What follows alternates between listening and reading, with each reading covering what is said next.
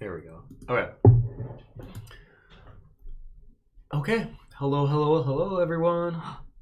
Let's make sure the volume works, though, before I start talking. Yeah. I feel like this happens every week, but in case it is working, hi, everyone. I'm Timothy Von Rueden, better known as Von Art Online, and I am joined by my boyfriend, Josh. Hello. Who will be our moderator for today, and we're going to be doing another one of our follow-along live streams. Can you hear me? Yes. Okay, Yep. Nice.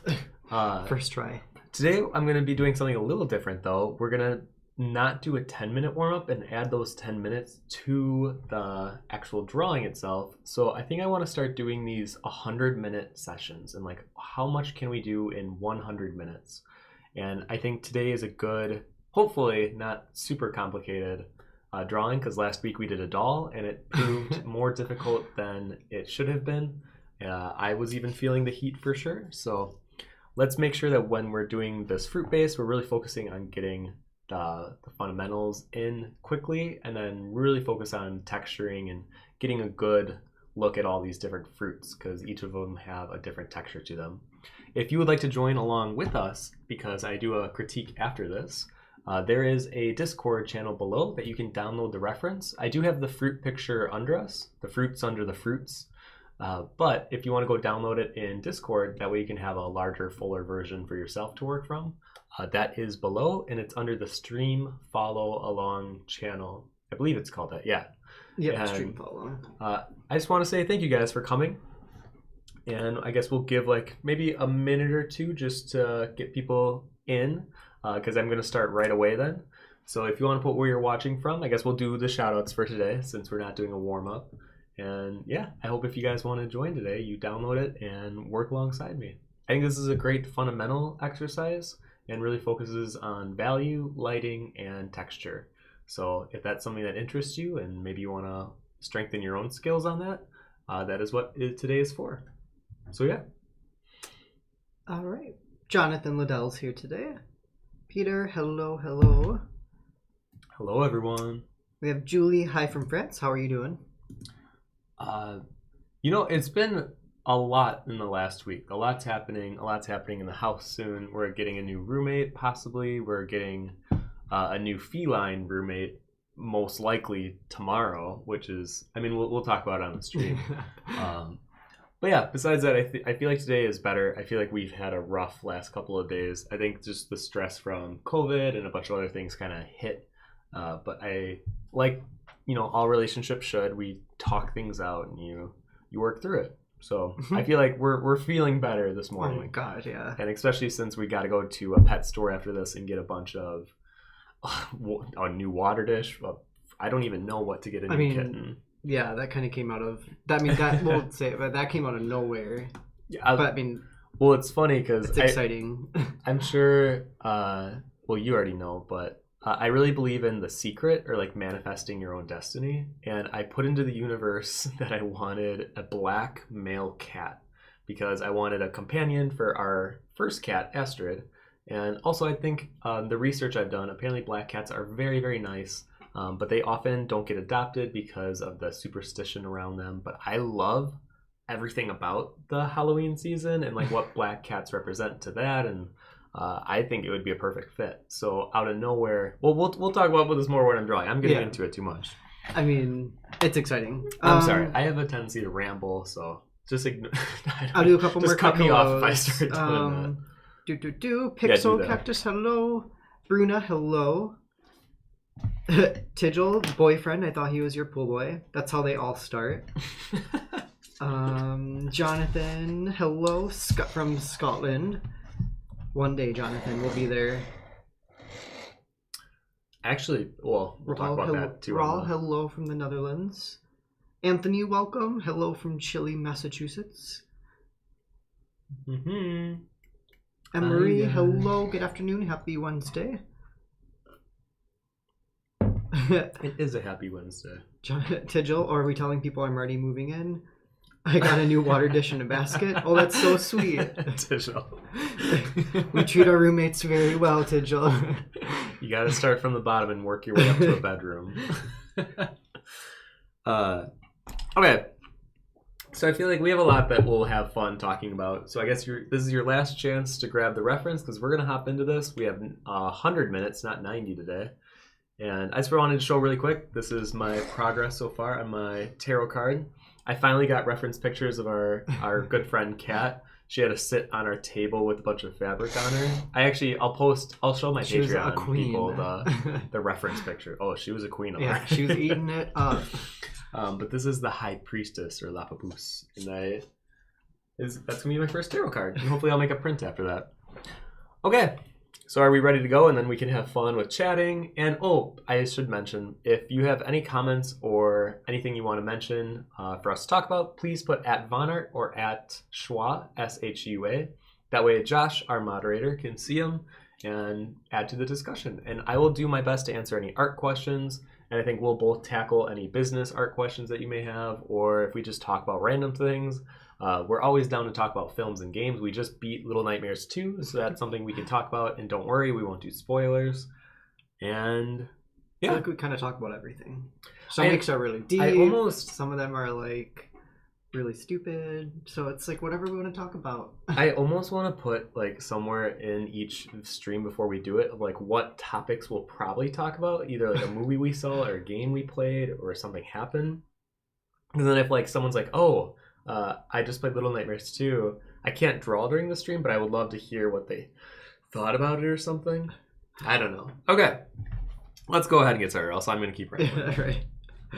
And the only advice I'm going to give before we start is with this bowl of fruit, try to have a base first. This like little precursor sketch took like a minute and a half.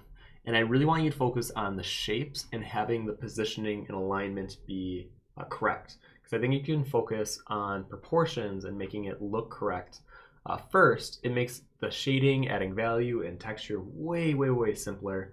But it's really difficult to try to fix proportion issues once you're already past a certain point. So try to have a good base as you start it. And I'm gonna start over with you guys. So I'm not gonna cheat. I'm not gonna add those extra minutes. Oh, my desk looks dirty on here. Oh my. I mean, having a white desk, I guess it comes with the territory. Yeah. Okay, I'm gonna zoom out a little bit here. Let's see, where's my hand? Okay.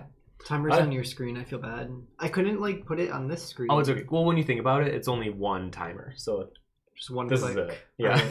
Right. I think Okay, you're everyone. losing valuable seconds. And try to remember the hour mark, the 30, 15, and 5.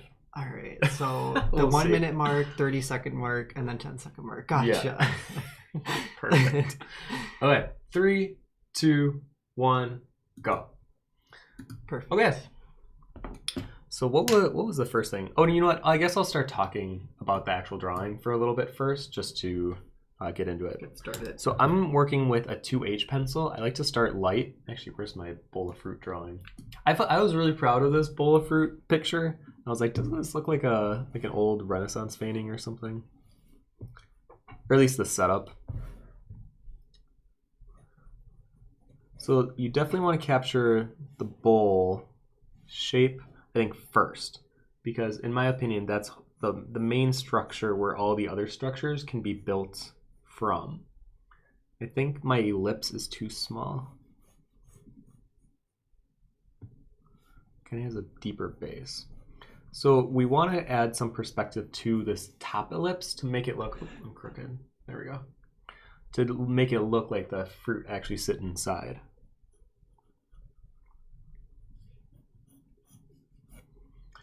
And then from here, I'm just going to gesture some of these shapes in. Now remember not to take anything too serious in terms of commitment on the drawing at this stage. You really just want to focus on getting good shape language throughout, and like I can see how the lime overlaps the apple. It kind of cuts this bottom right corner, and then it cuts over the orange.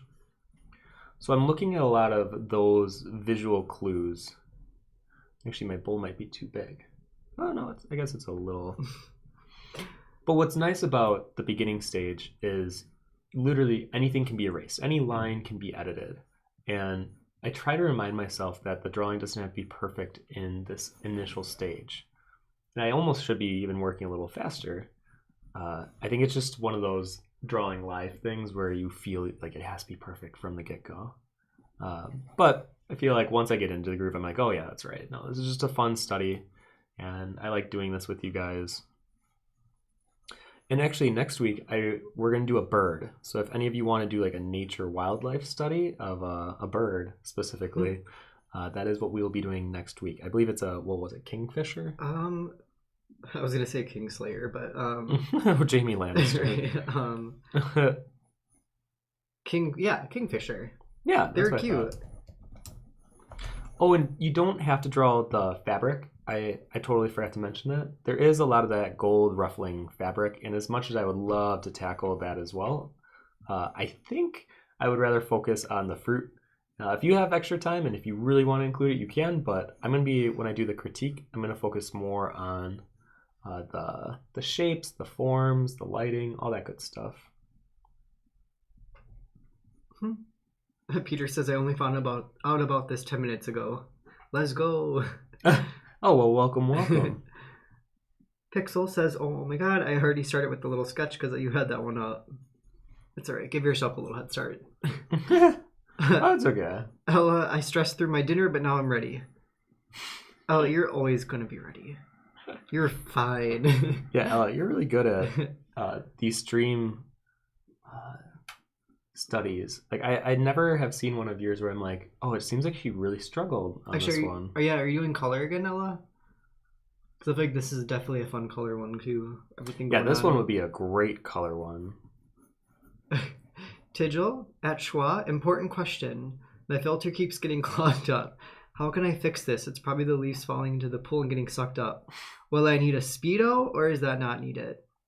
Your Speedo has to get stuck in the filter, so it leaves you with no other option but to just stay over and never leave. I mean, that's how I'm here. Have never been mandatory in this house. Do not give that impression to him. All right, let's see here. So this is my initial sketch, which just took way longer than a minute and a half. I think because I'm drawing a little larger too. But now that I'm looking at it, I can really analyze, okay, why do I always lose my kneaded erasers? Uh-oh. There's probably one on the floor somewhere. There's one on the floor. There's one in my pants. There's probably one on the bottom of my shoe. The amount of times I've like stepped on them and I'm like, oh, I stepped on gum? What the heck? No, it's just a little kneaded eraser.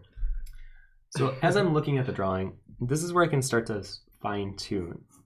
I'm like, okay, I'm going to pull out my eraser on the dark areas, but I shouldn't have to use the eraser too much because everything's drawn pretty light. I can see the lemon doesn't sit on the left side all the way to the glass. So I'm going to push it out a little more. It has that little bump on the top that some lemons do. Actually, it seems like it's a little bigger too. This is such a good photo you took. Well, thank you, Shua. Oh, the little fruits. You can tell the apple should be pushed over a hunch more. And it kind of crosses over the halfway point on the bowl. So you can see before it was like too close to the middle point. And this is where it's kind of fun for me to start evaluating like where are things just a little off, and let's move things. I think that's where proportioning and kind of using your eye to move things around is where you really want to rely on using here. I feel like that sentence did not make sense. I started saying words and I was like connecting them slowly. Alright, that goes down. Sometimes looking at the texture of limes and oranges makes me a little uncomfortable though. It's all the little tiny holes. That's where the spores are for all the bugs. No, Tim. No, I'm kidding. Oh my god. Well, I definitely, admittedly on this photo, I upped the contrast just a hair and like the sharpness so that you can really see the texture defined. So I guess looking at fruit in like high definition can be a little weird because all those pores, all those little dots become so apparent. I mean, even on the pomelo, the giant yellow fruit, it's not the grapefruit because we didn't, you know what? We haven't tried the pomelo yet. Actually, you know what'd be kind of funny? You should go get the pomelo. Let's try it live. Let's try what a pomelo tastes like live. Oh my god. I don't know if any of you Yes. guys have had a pomelo Well, the before. description didn't it say it's sweeter or is it more sour? I think it said sweeter, Yeah. right? So I don't think it'll be like grapefruit. I can't just have without sugar all over it. I feel like the bowl itself actually should be pushed out a bit further. Based on the way that I'm drawing the size of these fruit, I can tell that the orange was too small and wouldn't be fitting correctly. Now, if this is kind of a harder challenge for you to do all the fruit, even the ones around the bowl, I would focus on just the bowl and not drawing those little glass panels along the bowl, but the fruit within the bowl. I feel like I'm going to use the word bowl so many times in this stream. people are going to hear it in the background if like someone's watching this. I'm just talking about bowls so much. They're like, is he lighting up? Like, what is this stream What's about? going on? Like, no, I promise.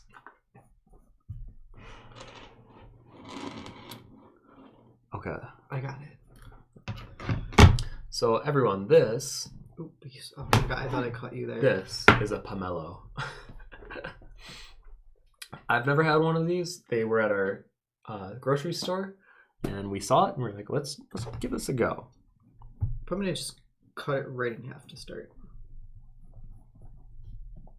I might need a different knife though.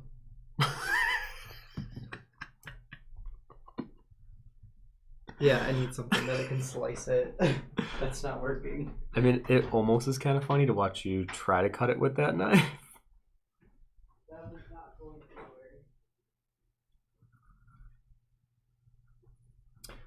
And like, I think these bananas that I drew were too big, so I'm gonna resize that.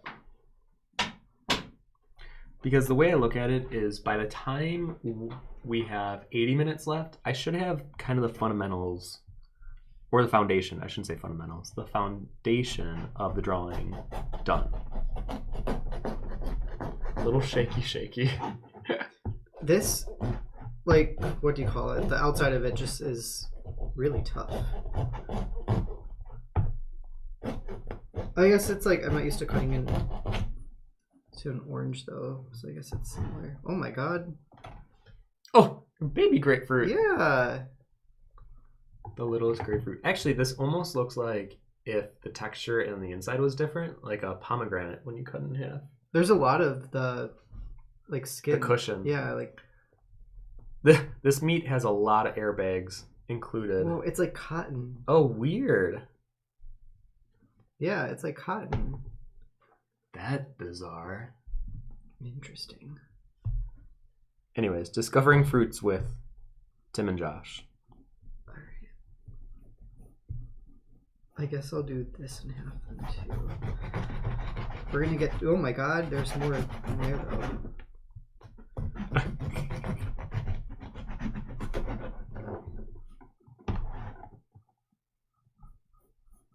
My tomato was way too small. It was one of those really plump tomatoes.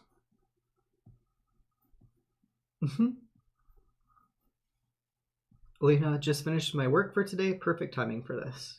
Nice. Hey, well, welcome. Was going to draw the evening spending drawing something else, but I guess I'm joining this now. Fruit's always a delight. Well, I feel like this is, and the reason why it's such a classic study is because there's so much, especially if you're working with paints and color, there's just so much of the foundations and the fundamentals of art within just this. Because you have making forms, you have lighting, you have texture, and then you have color.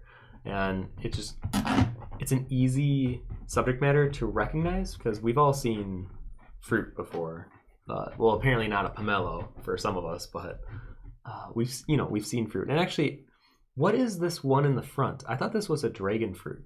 Is this a dragon fruit? The pink one? That was the. Because at the grocery store, there wasn't an option for dragon fruit at the checkout, so I just kind of picked one that looked similar to it, but I'm pretty sure it was not it. I think that was. Right? I'm pretty sure this is a dragon fruit. Correct me if I'm wrong, anyone watching.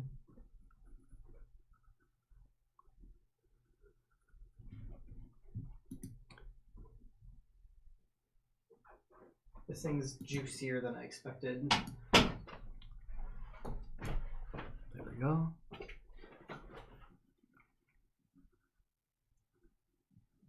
Tidgel, I lost someone today. It's extremely tragic. I feel like you can only understand my pain. She left a void that can never be filled. I'm heartbroken, devastated. Rip one of my nails. No! I feel that, Tidgel. Actually, I think I have one right now that... Yeah, I need to cut this one. I don't know. The nail is... That's not going to work. But the nail is like fish hooking right now, so...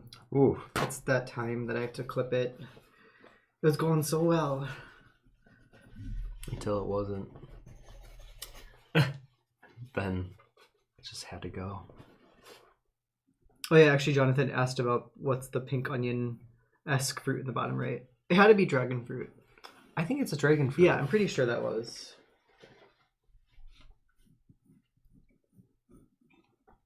It's weird that you can just go to a supermarket and find fruit from like all over the world. Right. Very cool. Do you want to bite? Yeah. Do you think? I feel like I don't have to cut off all that skin. I feel like it's probably fine to eat some of it. Okay. Pomelo test. It's really watery though. Be careful it doesn't get all over the paper. Tim, are you okay? Oh my god, that's juicy. Is it sweet? Oh, it's like a grapefruit without the sour punch. Yeah, it's like a mix of grapefruit and orange. Yeah, that's pretty good. I like that. I mean, it doesn't take much to want me to like food, but... Your hands a lot, I don't know. Sure. Actually, can I use your phone really quick? Because then I'll take like progress pics along the way.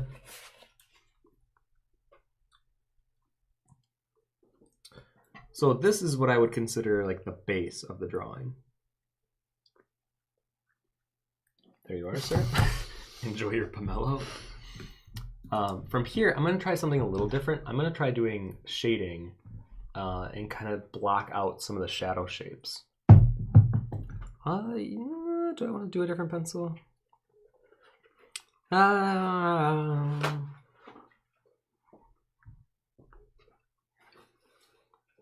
No, I'll stick with this for a second. So I like to do like a light, well, I guess every time I draw it's something a little different. But this time around, I'm going to just give a slight indication of where those shadow forms are. Anthony says I'll pay you both $20 to eat a durian fruit live. Durian? Oh, Dorian. Durian? I actually don't know what that is. I feel like I've heard of it. Is that the spiky one?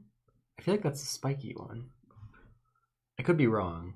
This to me is like, this one is just sweet enough that I can do it, but like a grapefruit and stuff is too, it's like too sour almost for me. Yeah, I could see that. Or like tart. Sometimes it is a little much to just eat a grapefruit. I mean, I did that for a while. I was eating I even bought grapefruit spoons. Gold ones. Not real gold, but gold ones. Them. So wait, really quick. I'm going to just do a light shading for the areas that I'm putting in the shadows. You can see how we're all of a sudden starting to create that form. And it's so interesting how just a little shadow shading can create the illusion of form and depth. Bruno says, I try to practice drawing every day. Nowadays, I'm being very frustrated with the things I do. I look at my drawings in the end and hate it all, even if they're not terrible. Any tips? You hate them? So is it any tips on how to not hate your drawings or how to practice more? Just being frustrated with the things I do. I look at my drawings in the end and hate it all. So maybe it's just... I mean, I honestly think art is one of those things where the more you try to force it, I feel like the more you distance yourself from the piece itself. And I feel like art should be one of those things where, yeah, we're trying to grow and, you know, get better and all that. But if you feel like you're not comfortable with the process, I think that's where you should look into maybe changing things around. Whether it's like if you're doing digital work, maybe it's a different technique that you could look on YouTube and maybe that will help you. If you're a pencil artist like myself, primarily, I really think what will help And then my old roommate Ashley Cloverkin on Instagram always talked about like drawing in your comfort zone. Like make a list of things you enjoy drawing, and when you're feeling off or when you're having a bad day, like pick something from that list and just draw that, because you know it's something you can draw. You'll enjoy the process of making it, and you know you can do a good job doing it.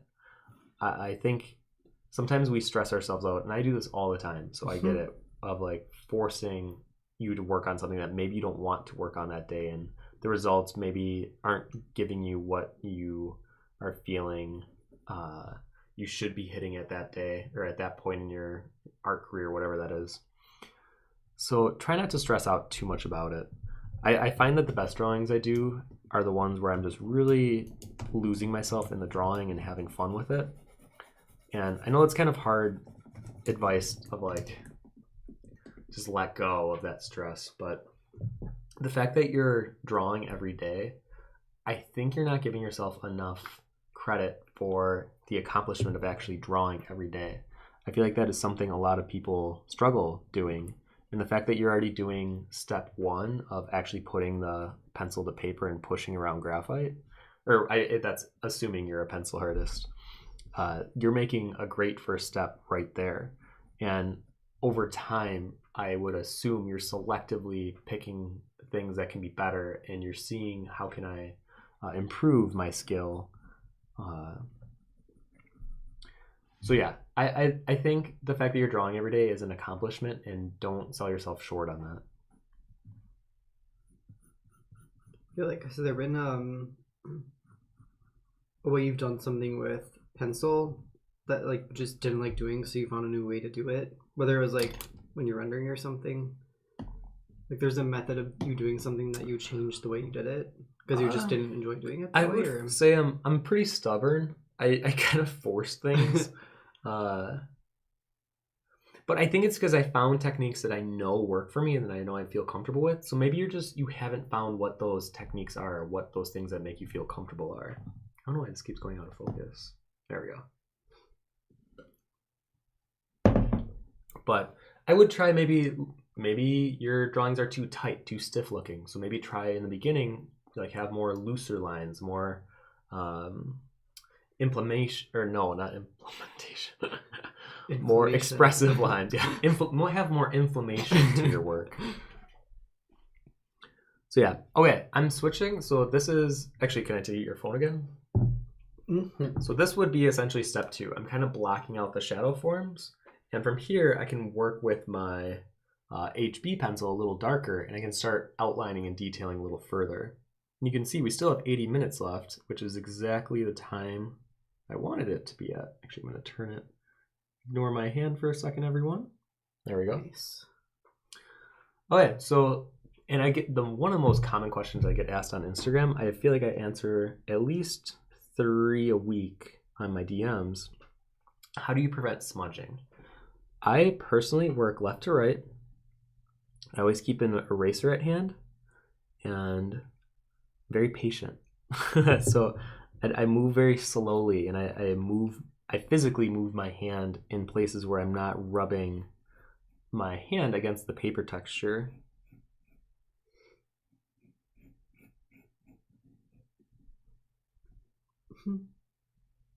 So this is where I'm going to probably steer off a little bit, because I'm going to start adding that secondary lumpy texture in the shadow. Now, we actually did a drawing pairs live stream last year, which I actually really enjoyed doing that one. And it's a very similar process where I like to work with very small circles, and I gradually build up not only my values, but my texture at the same time. And I guess while I'm doing this, maybe this is a good time to answer questions, because I feel like I'm going to be doing this for a while. Going to be going at it. Uh-huh. I forgot to check the time, but we're good. It's doing good. Bruna says, yeah, I think I'm not getting that mood when you kind of empty yourself and just go. I've been so overwhelmed with details and getting better that in the end I just get lost and wondering why I don't give up. Well, don't give up. Well, you know what might help you? There's a book called Art and Fear. There we go. I would honestly recommend checking that out. I think a lot of what I'm hearing, and yeah, actually, could you link it? Yeah. Because I think a lot of what I'm hearing is like frustration, and I kind of want to dive into where is that frustration coming from. Normally, when I talk to artists, I usually get a sense that social media and the expectation level that is set on artists that aren't as well known or younger artists in general, and I feel pretty terrible for younger artists nowadays because in a lot of ways, I didn't have social media, or I didn't have a lot of these ways to showcase your art when I was definitely not in high school, and they were just starting to really emerge in college. And I only had a real like DeviantArt or Facebook art account when I was well into my early 20s. So I didn't have that pressure as a teenager to prove how good I was to the internet, that I could draw. And I feel like because I didn't have that pressure, I feel like art was something where it was not only therapeutic, as a lot of us say, but it was like a personal endeavor. I wasn't trying to prove anything to anyone but myself and my art teacher. And I think because I didn't have the pressure of the world mounted on my shoulders, I feel like I was able to progress a lot faster because I wasn't spending a lot of time worrying about how do I get engagement on Instagram, or how do I get one of my videos to go viral on TikTok. I think they're great platforms for artists to, be seen and get, obviously I think all through COVID, the only way we've been able to survive was from social media because we've been able to do online sales. But I think in terms of what it does to artists in terms of their self-worth, I think it can be incredibly demoralizing because I think it's so easy to look at where someone else is in their success. Or I know I don't want to name names, but I do have some friends where they'll be like, I'm 27 and I'm seeing all these 19, 20-year-olds that have 10,000 or 100,000 followers on Instagram. And what am I doing wrong? Like, I feel late to the party and it's hard to play catch up. And I get that. And it's a very valid concern. And I'm sure you've seen some of my friends kind of get spooked about this whole thing. Oh, yeah. So I guess what I'm trying to say with this whole ramble is remember that art is first and foremost a personal experience, whether it's a hobby or whether it gives you joy, just being able to put a tool down on a canvas or paper and you can create something either from life or from imagination. And art is such a beautiful thing, and I think I sometimes take it for granted of how much I genuinely enjoy the process of making art. And I've been having like a weird down this past like 2 weeks, and even having to work on my High Priestess, or I have to make a Kickstarter soon and I have to make all these promos for marketing. I have to make the boxes for the Kickstarter. I have to make new pins, and there's just a lot of it is art making, but it feels very business heavy. And I think that's where I get lost in the joy. Like I don't have the joy as I do of just like drawing something for myself. And when I hear you talk about this, that kind of is what it reminds me of, is you're not drawing for yourself. It sounds like you're drawing for an end goal of being impressive to someone else. So try to draw with that in mind and try to remember that you are the first person and the last person that you should be concerned with impressing. I'll try to not be as long with each question. No, that was good. I think it is a lot of, if you're really putting yourself into your art, you're going to slowly start finding people that connect with it then too. There is something to that, I think. Generally, like people can tell when it feels genuine. And I think that helps a lot too. I totally agree. Yeah. A lot of it is that you can't force a style. You can't force someone to like your work. And especially when it feels forced. And I don't even know if I want to get into this too much, but I was actually going to do an art piece based on this because it's something that one of my old mentors, or one of my old colleagues, I should say, said to me, and I still think about it. And she said, "Be better than pretty girls and flowers." And that sticks with me because she always made a point that, like, that is the easiest way to try to gain followers or try to gain attention or popularity, but you're not really doing anything original or pushing yourself in terms of the craft of art and what it means to be original and pulling from like an internal emotional place, whatever that might be, happy or sad. And I think about that because sometimes I feel like I'm playing the game, the Instagram game, and every now and then I find myself like drawing a pretty girl with flowers, and I go back into, wait, am I just doing this because this is what I feel like I should be doing, or is it because I'm doing this because I want to do it? And whenever I come back to that question, it's usually I'm doing it because I feel like I have to, and then usually I scrap that drawing and we'll start something else. And even lately, like I did my sun catcher drawing, and it was like this pretty guy with like a bunch of gaudy accessories, and it was just really fun for me to draw it. And the process, I felt like I got lost in it in a good way, and it didn't feel like work. It felt like I was expressing joy in graphite form.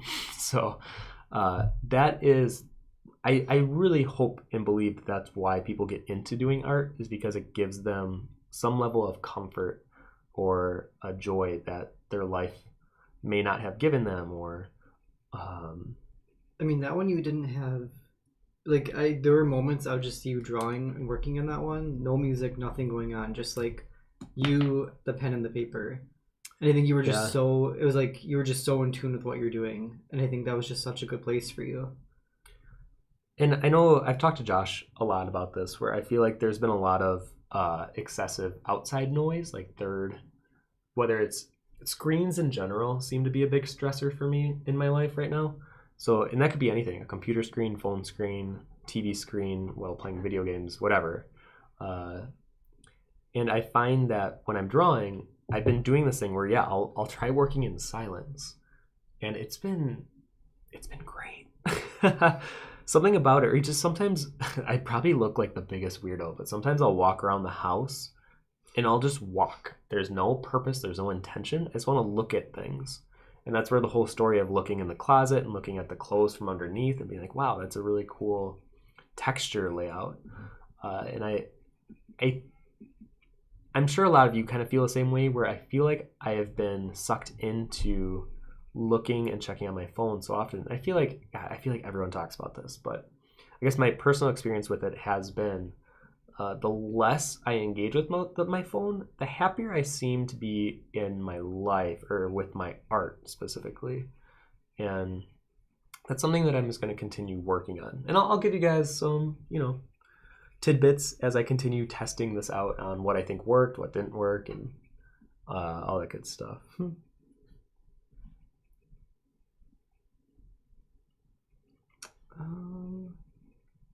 Tigil, I haven't cut them yet. Tigil's like does what I do. If one of my nails clips, then I have to cut them all. Oh. I can't have them be like completely uneven. Granted, right now they are a little uneven. But it's kind of sad because you spend all this time growing them and then you kind of start all over. I guess kind of continuing in with that then, Hicks asks, I've been on Instagram for quite a while already, but I'm just not growing. Any advice? Woof. Okay. Right? There's a lot to unpack here. I think for Instagram specifically, you want to do research and literally just do like a Google search on what does Instagram algorithm favor in February 2021, because I think you have to stay updated with it. It's always changing, and it's something that I know how horrible this sounds. It sounds like this isn't art. Like that doesn't sound fun. But I think if you want to see growth on a platform, you kind of have to know how that platform works. And the same thing is with TikTok or Twitter, whatever platform you're trying to gain leverage on, you have to do research on it. And I used to do this a lot. And every Monday, I would write down what my following count number was and what I thought worked that previous week, whether it was a drawing that did really well, or if I got reshared on another page and it seemed to get a good response and I got a lot of followers from them. I always will remember when Loesch, I'm sure a lot of you guys know who Loesch is, or Loesch. I always say it wrong. I feel like we've always said Loesch, but yeah, that's probably not right. I know. I think it's our Wisconsin accent. Loesch. Loesch. She reshared me like, I don't know, 6 years ago. And overnight I gained like 4,000 followers. And I think this kind of goes back to, and I don't even want to say this because it sounds so discouraging. Who you know in the industry oftentimes will reflect in your like following count number, or getting a job, or finding freelance work, whatever it might be. And I'm not saying that like that is the only way you get popular on Instagram, but I'm saying, if there's artists that you really like, go to their live streams, comment on their work, be seen, be recognized. I feel like that's how I've been able to get to know a lot of you that watch the stream. And even now I feel like I reshare some of your guys' work when you tag me, or like when we go to Scotland, which probably will be next year, I'll definitely want to see Jonathan, and I'll reshare his work and give him a shout out that way. But that's just shout outs. I think if you're trying to do this without any outside influence over your stuff, I would say, as of right now, I'm pretty sure the algorithm favors a lot of active users on Instagram. So make sure you're using the actual platform, and you want to make sure that you're posting stories, posts, and those reels. From what I heard last, their Instagram algorithm really favors artists that are doing reels. I just feel like there's a lot to this question, and I feel like I'm like jumping from thing to thing. It's hard because there's no real, like, I think, equation for how it happens. I think it's a little bit of luck. Little bit of luck. But you know what? I'm gonna, and how to get popular on Instagram though is do phenomenal work. I have rarely seen an artist where if I follow them and they only have like 3,000 followers, if I really look at their work and I'm like, this artist is so good, their follower count may not reflect that, but their work is so good. And then within a year or two, yeah, they shoot right up.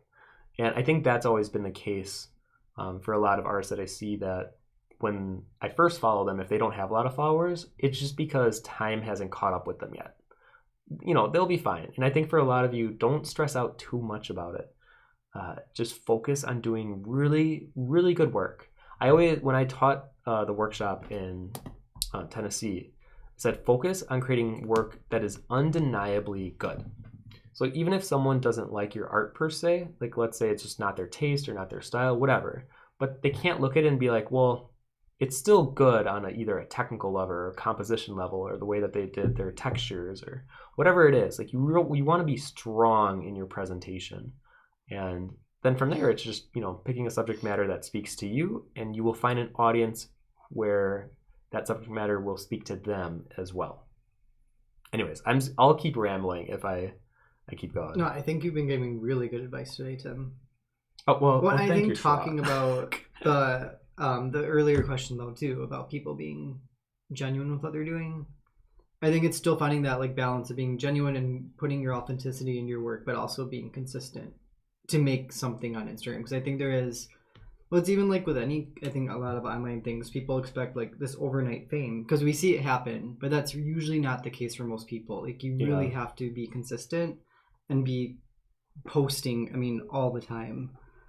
Because overnight fame, it just it's so 1 in a million, honestly. With that 1 in a billion, I think that happens. Well, and I don't know how you perceive this, but in my opinion, I would hate having overnight fame. Actually, yeah, because I showed him about. Do you guys remember the Target boy? He was like that really handsome boy this girl took a picture of at Target. Oh yeah. And then like overnight he became this internet heartthrob. He was invited on an Ellen show. And then he kind of just vanished off the radar, and he even talked. He was like, I never wanted this life. This wasn't something that I expected to have. And it's like something I think we all dream of, but then when it really happens to you, I think some people realize like, no, I wasn't ready for that. I still have to figure out who I am and show that to the world. And I don't know. I think it takes time. Also, I think Astrid's at the door. Oh, her litter box is in this room. Oh, hello, beautiful kitty. Astrid?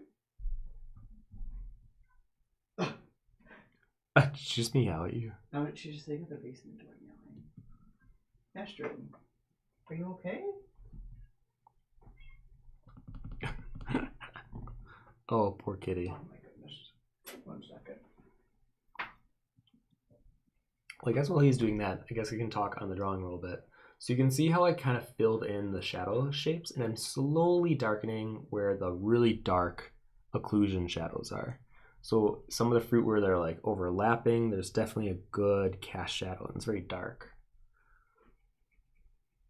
And I'm just going around. I think I'm going to focus, well, no, we still have an hour. I guess I can do all the fruit. I was going to focus more on the fruit in the bowl, but I feel like I'm moving pretty quick. Man, you know, some streams I feel like I'm moving slower than molasses, and other streams I feel like I'm going pretty quick. And for some reason today is a pretty quick one. I guess I can look at the questions. Yeah? Jonathan says, I was just about to jokingly say, I'm just here for your followers' sake, Tim. Love you, mate. Oh, Jonathan, I share the love in return. Well, and I think, you know, when you connect with other artists online, if they have a following, it's sometimes more than just the work they do. Sometimes you can be connected to their personality or the way that they create their art, or maybe just the subject matter that they create within their work. And when that speaks to you, I think that should be the biggest motivator for how you create your art, is you want to create work that speaks to you the same way that another artist's work speaks so strongly to yourself.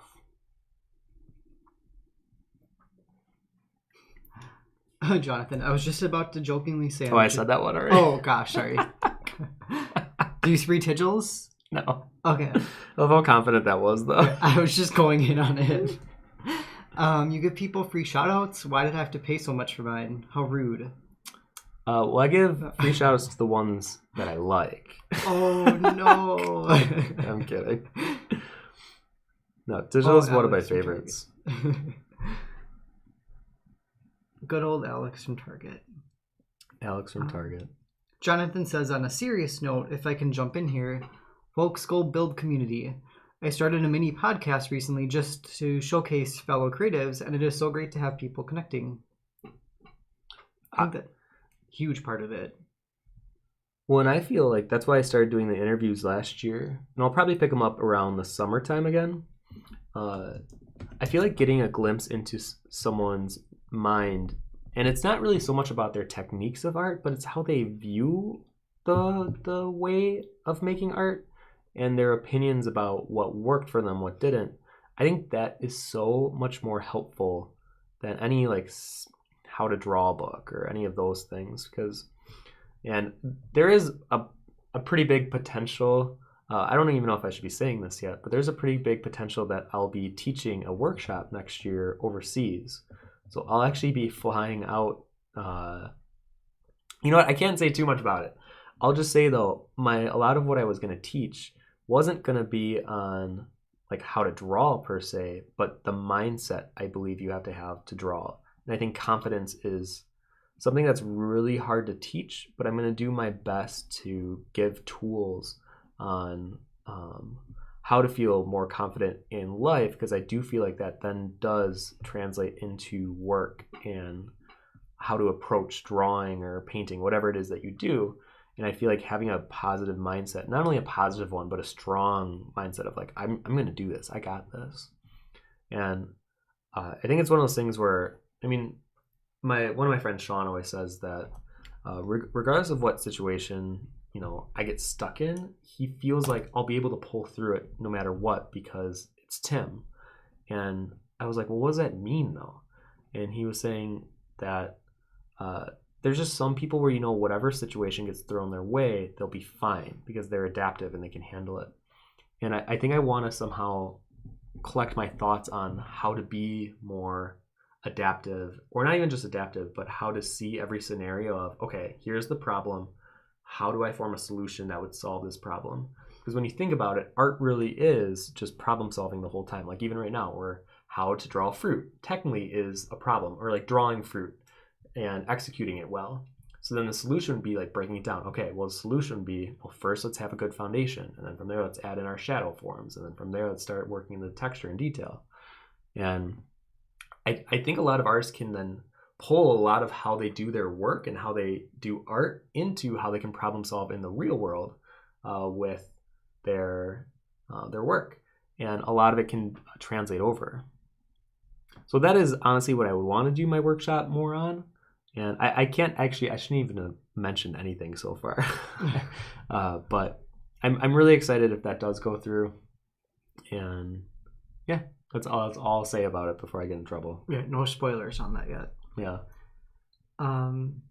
Anthony asks, are you inspired by any particular century when you make your own fantasy characters? Oof. The turn of the century. I would say the 1900 turn of the century. I really love pre-industrial objects and detail. So I guess if you need something more specific, like things from like Moulin Rouge, the movie, that kind of time period where all their suitcases had like metal buckle and ends to them. There was no plastic anywhere, which is crazy when you think that there was literally zero plastic about like 100 years ago. Like that's crazy because now it's like this huge problem. But I hate the look of plastic. I hate the look of a lot of modern aesthetics. I really like gaudy. I like over the top. So I think a lot of European architecture. I feel like a lot of America architecture is very new or like newer. And I feel like it was more created for function and convenience than it was just for like aesthetics. And obviously there's some really gorgeous places in America, so I don't want to say there aren't. But I think in Europe, I think you have all these really old buildings that have such character and richness to them that I don't think you get as much in America. And I think that inspires me with fantasy. And I love, even as I'm working on my book, which is on the back burner again, I like working from that kind of pool of aesthetic. What? Tigela, after your shade you threw at him, I'm leaving. Good luck finding another troll for the chat. No, Tigel, we need you.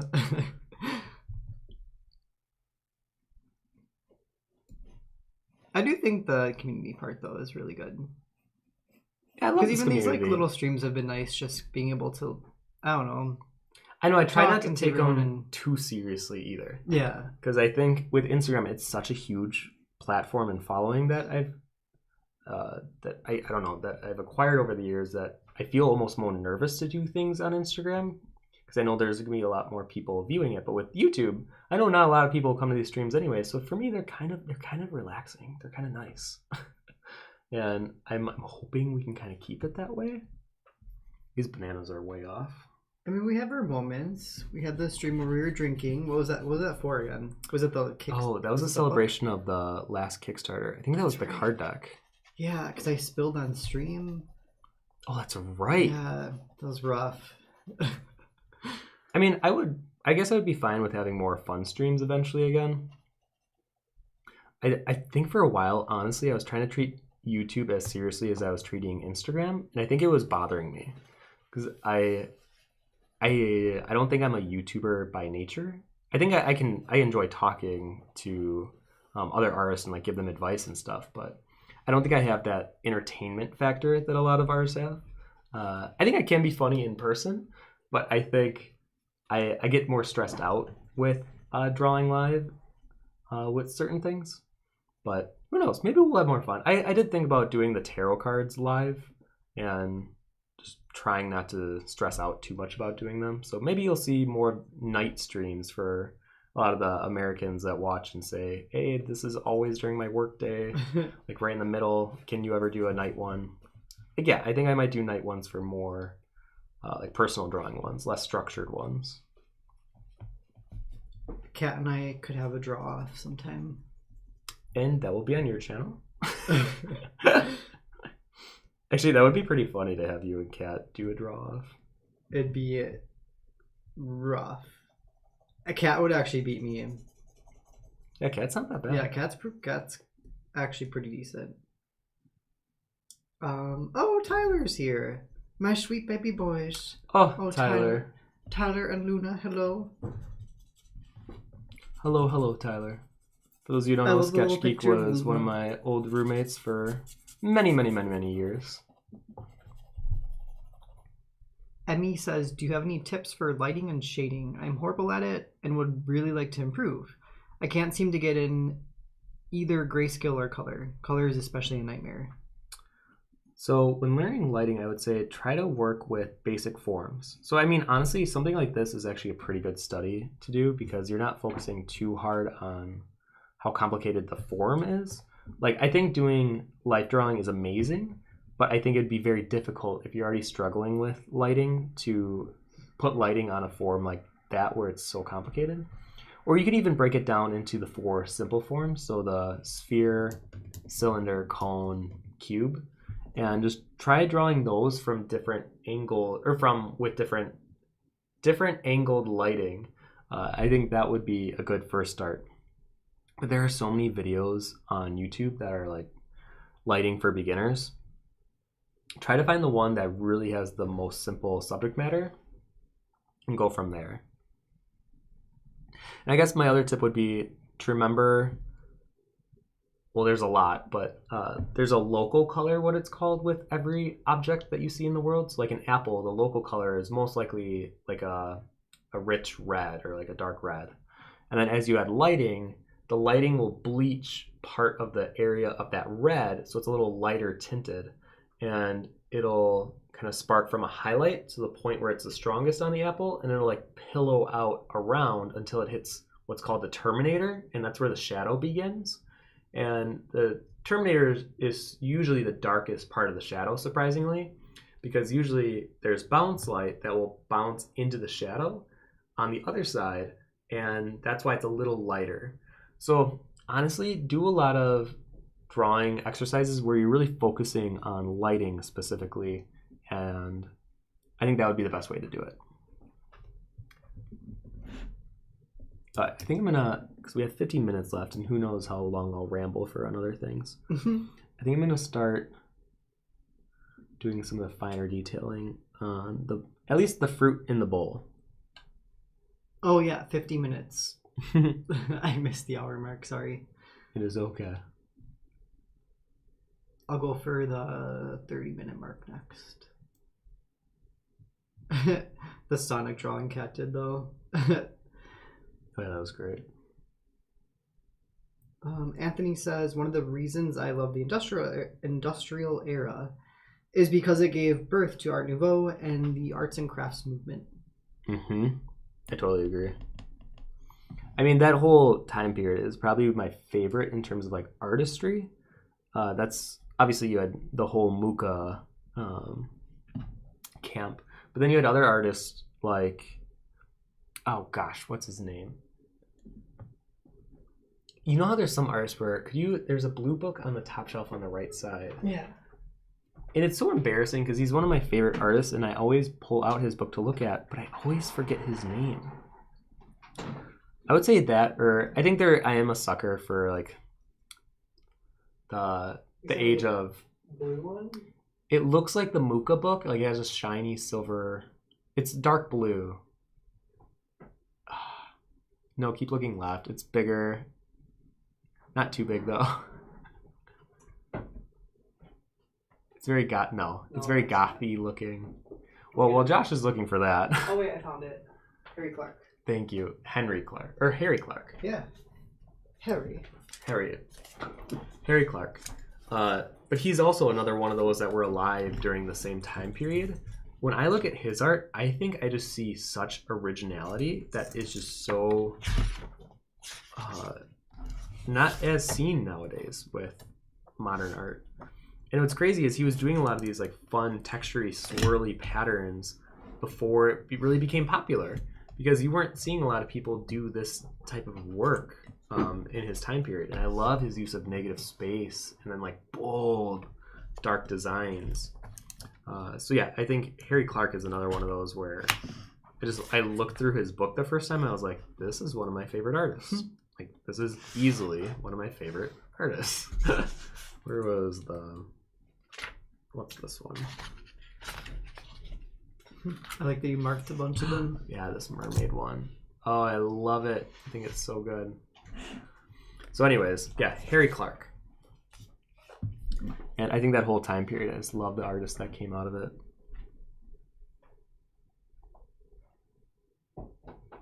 So now for some of the pores in the actual highlight, I'm actually drawing like little dots to represent where the shadow kind of dips into the actual pore. I don't want to go too dark though with some of the shadow here, because this would almost give the impression that the local color of the lemon is darker, and it's very easy with graphite to make something like a lemon look like a lime by going too dark. I'll link that book as well. Oh, thank you, thank you.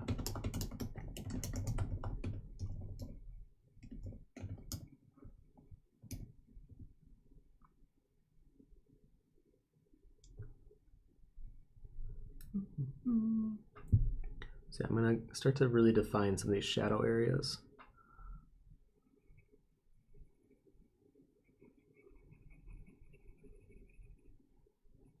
Tichel says, I'm not 100% sure if it's a good idea to tell you this, but because you're talking about Insta likes and making art for you, not for others, made me think of it. I have a thing when posting a new art piece on Insta. It's kind of how I grade my work. I don't look at how many likes I get, but I look at, did Tim like it? I call it the Tim bar. I was like, oh, where's Tichel going with this? It's because of your golden fridge origin. Look, or like you would only put your own kid drawings on it if they're really, really good. They would have to meet the Tim bar. So I feel that you only like a post if you actually really, really like it. So every time I post something, I hope I reach the Tim bar. I mean, if it makes you feel better, I actually don't check Instagram as much as I used to. So there is a good chance that I might just actually miss it. So I don't want you like hanging on the edge of whether or not I even see it to even give the opportunity to like it. It is funny though. And then Digital says, people, please no spamming the chat. Oh, Tigil. The That's most funny though. Dignified troll in the chat though. I feel like that is something that me and Sean just talked about recently too, where I mean this is a whole like TMI thing, but I feel like I have I'm very critical of myself and my work, and I think sometimes that bleeds into how I see other people's art and their work. And I think when we all lived together, there was a bunch of us. I think me and Key or Gawky on Instagram. I think I at that time, I really do believe she was like the best digital artist I could be living with ever, because she was so good. She was so experimental with color, and she was the boldest artist I've ever been around in my life.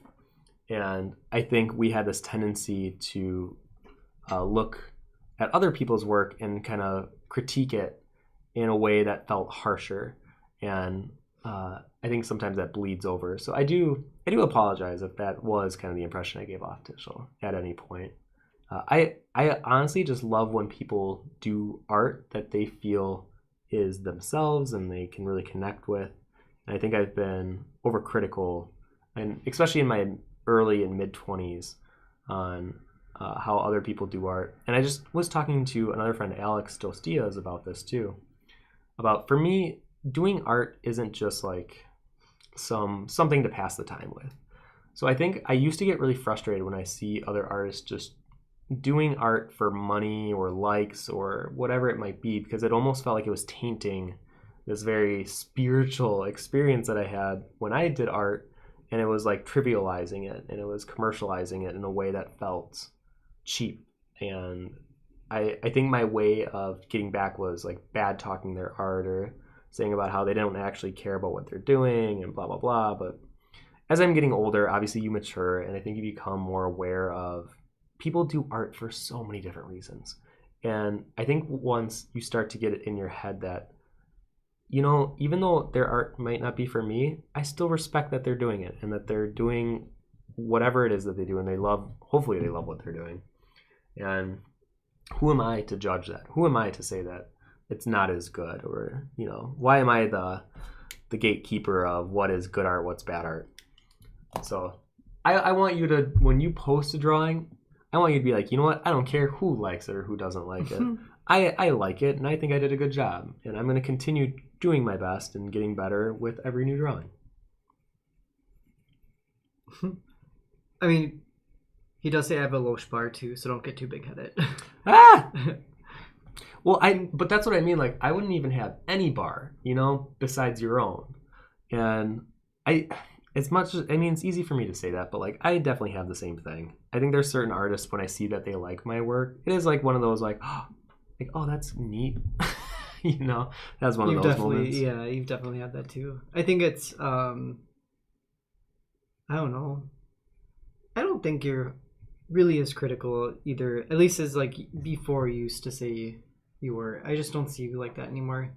No. I think you're so in your own business now too that it's like there's really no time or point to even, I guess, trivialize other things either, you know. I'm too old. I don't need to be judging other artists my age. And especially, I mean, if I'm judging artists that are younger than me, clearly that's coming out of like bitterness or, you know, jealousy. That's why like I don't know.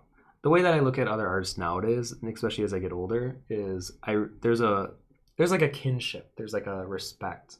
And I want to encourage them the best that I can.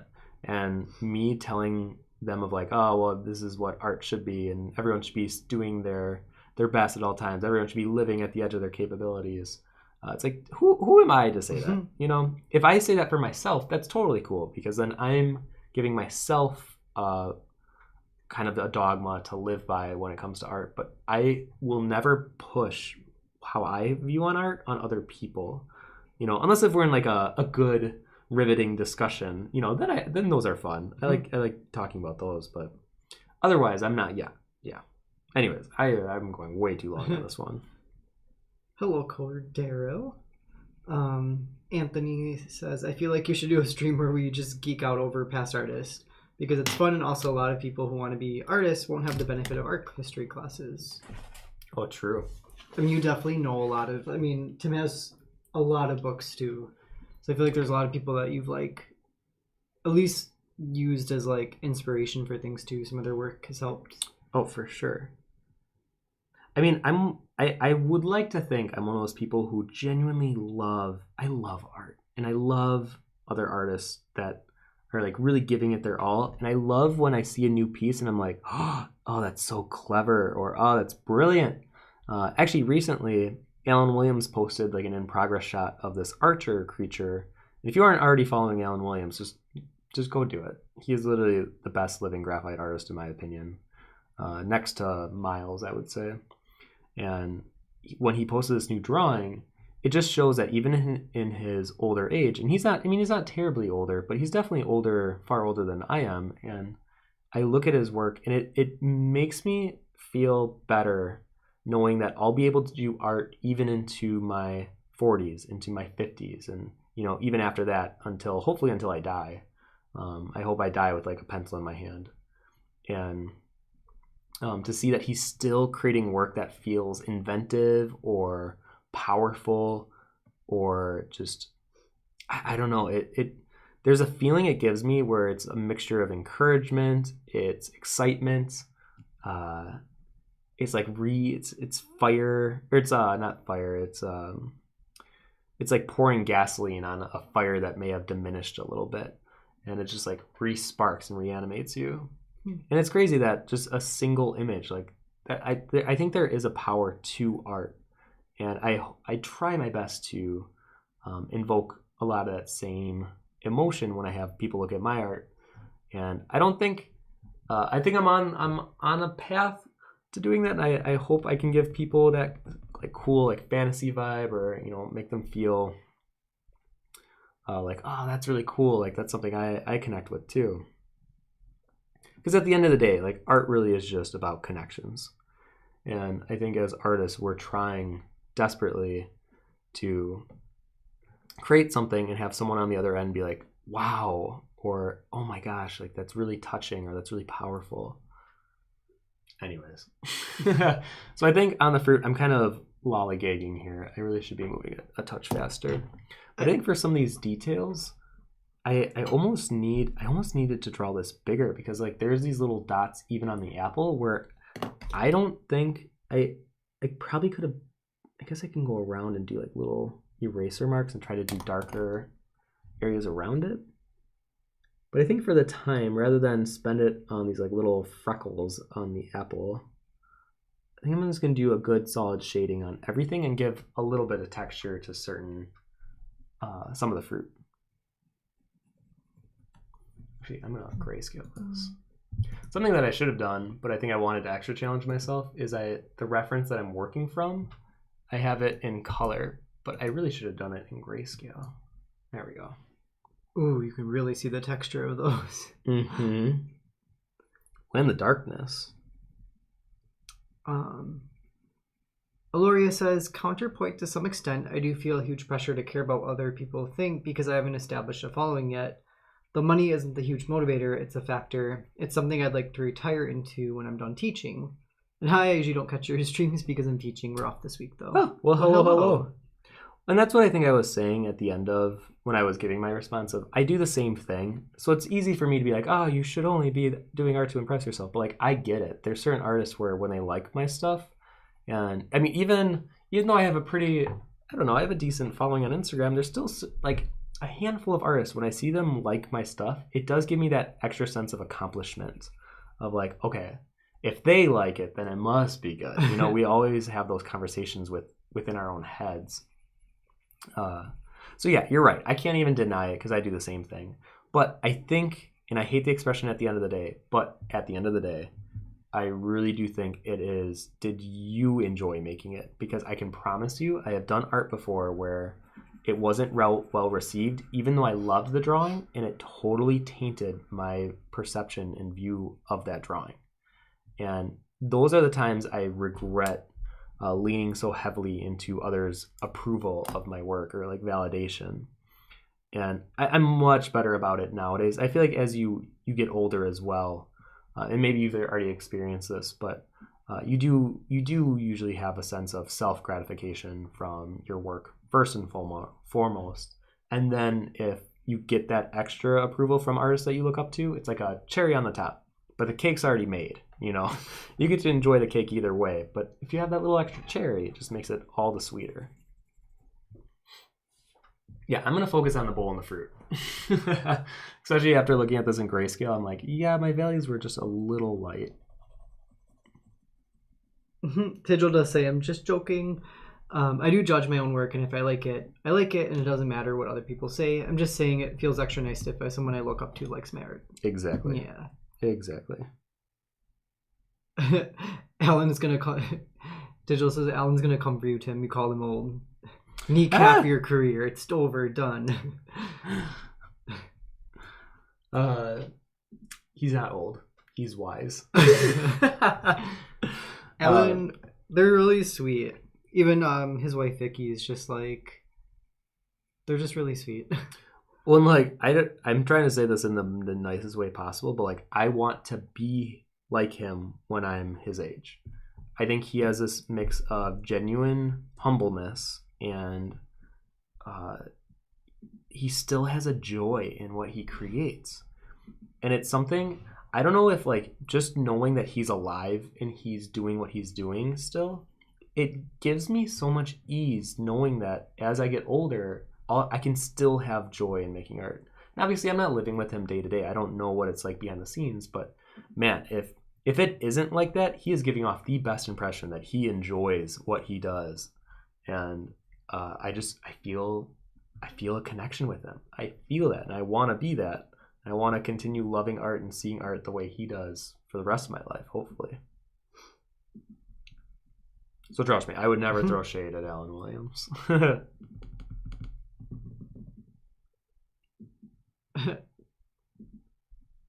Tigil, a decent amount, 381,000 people. Well, you know what's crazy? And I don't know if any of you have had this revelation at any time with social media, but I found out in America alone, there's 320 plus million people. And the amount of users on Instagram in America are 115 million. So when you think of like the percentage of people that follow you, even if you feel like you have a large number, in comparison to how many people actually use the platform, it's like it's less than 0.01%, you know? It's crazy. And I think that's why it's so hard when you don't have a following. It's so easy to get down on yourself. Like, wow, there's that many people on it. But that's what I'm going back to, the whole learning how the platform works, because if you know how to play the game, if you know the rules, you know how, to, skip jail as you pass go or whatever it is, that's where you start to understand how to gain followers. And I feel like I've started to understand how Instagram works on some level. So even though that number is, higher than it was a year ago for me, it still could go way higher. I mean, think of all the artists that have 1 million, 2 million plus. And it's like, well, what are they doing? Like, how are they hustling better than I am?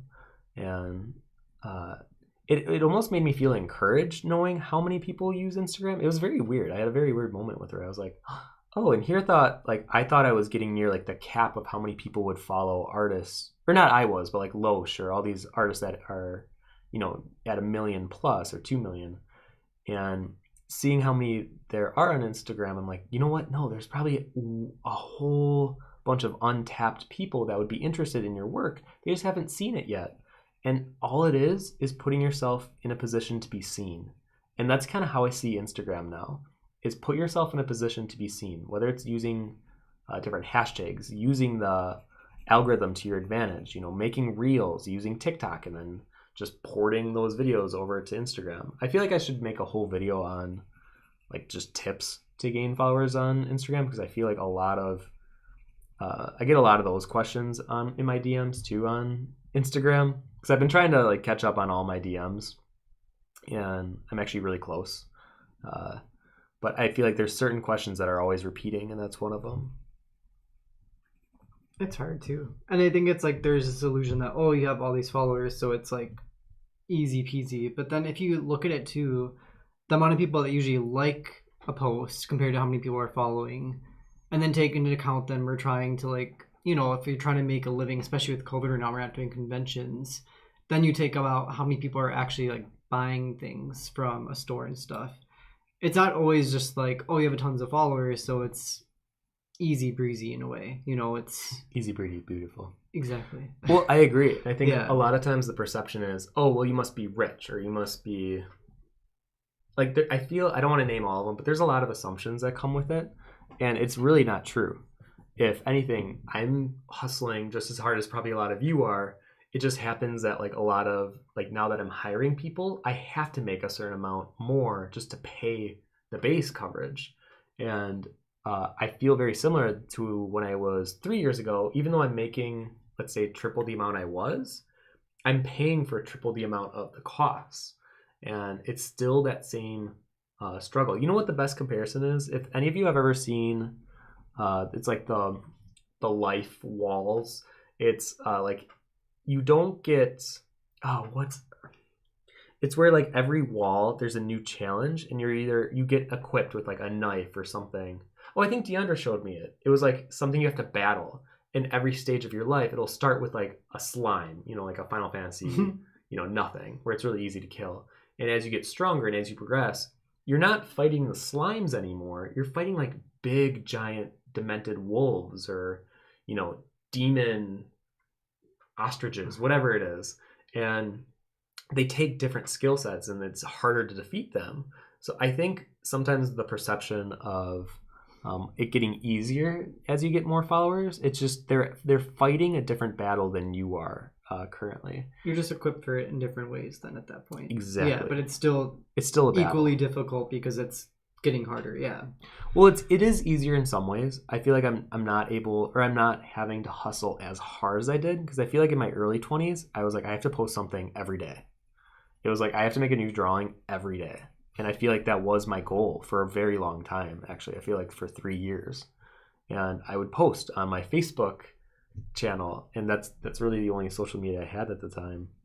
So it has gotten easier in some ways, but I feel like the thing that has gotten harder, and kind of like what you're saying, is it's different but still difficult, is now all of a sudden there's this level of expectation that is put on that I've never had before. So all of a sudden, I can't just do drawings that I feel are, just like little, diddles, and I can just post them, because sometimes, and I'm sure a lot of you have experienced this, if you post a drawing that maybe isn't your strongest, but you just wanted to show it, sometimes you'll lose followers. And I feel like I've conditioned myself to only post drawings that are like finished, or that I feel are worth posting. And then I post all my diddles and my little work in progress, or my 30-minute warm-ups on stories on Instagram. I mean, there's days you can lose a lot, and it's kind of scary at first, because it's like, oh no. That's where I think, haven't you stopped kind of looking at that even too, just to like not even... Actually, I can't look at my phone. It's recording the drawing. I would love to show you guys. I lose about 300 followers every day, and I usually gain about 400 to 500 new followers every day.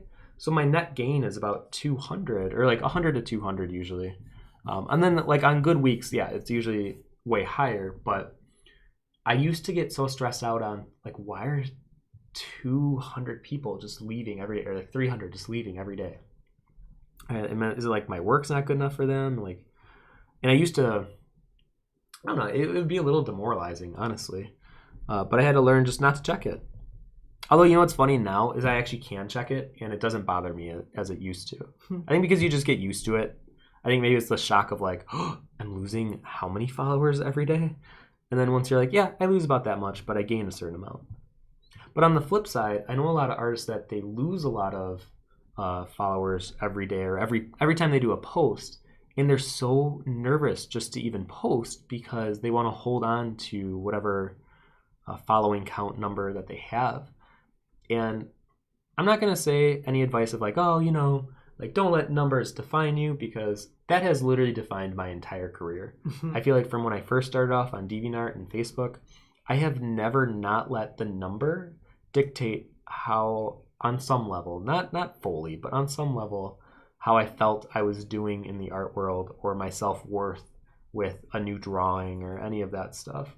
So a lot of those insecurities that you guys might be feeling, trust me, every artist that I've gotten to know, especially ones that have a lot of followers, they have the same insecurities, and they have the same struggles, and they're dealing with even different weird ones that no one prepared us for this. Like, how do we prepare for feeling ill-equipped to handle when we lose 300 followers because we posted a warm-up drawing that we were proud of, and then to have your psych tell you, oh, well, clearly that must not be that good. Like, you lost followers, like no one equips you with that. And art school definitely doesn't.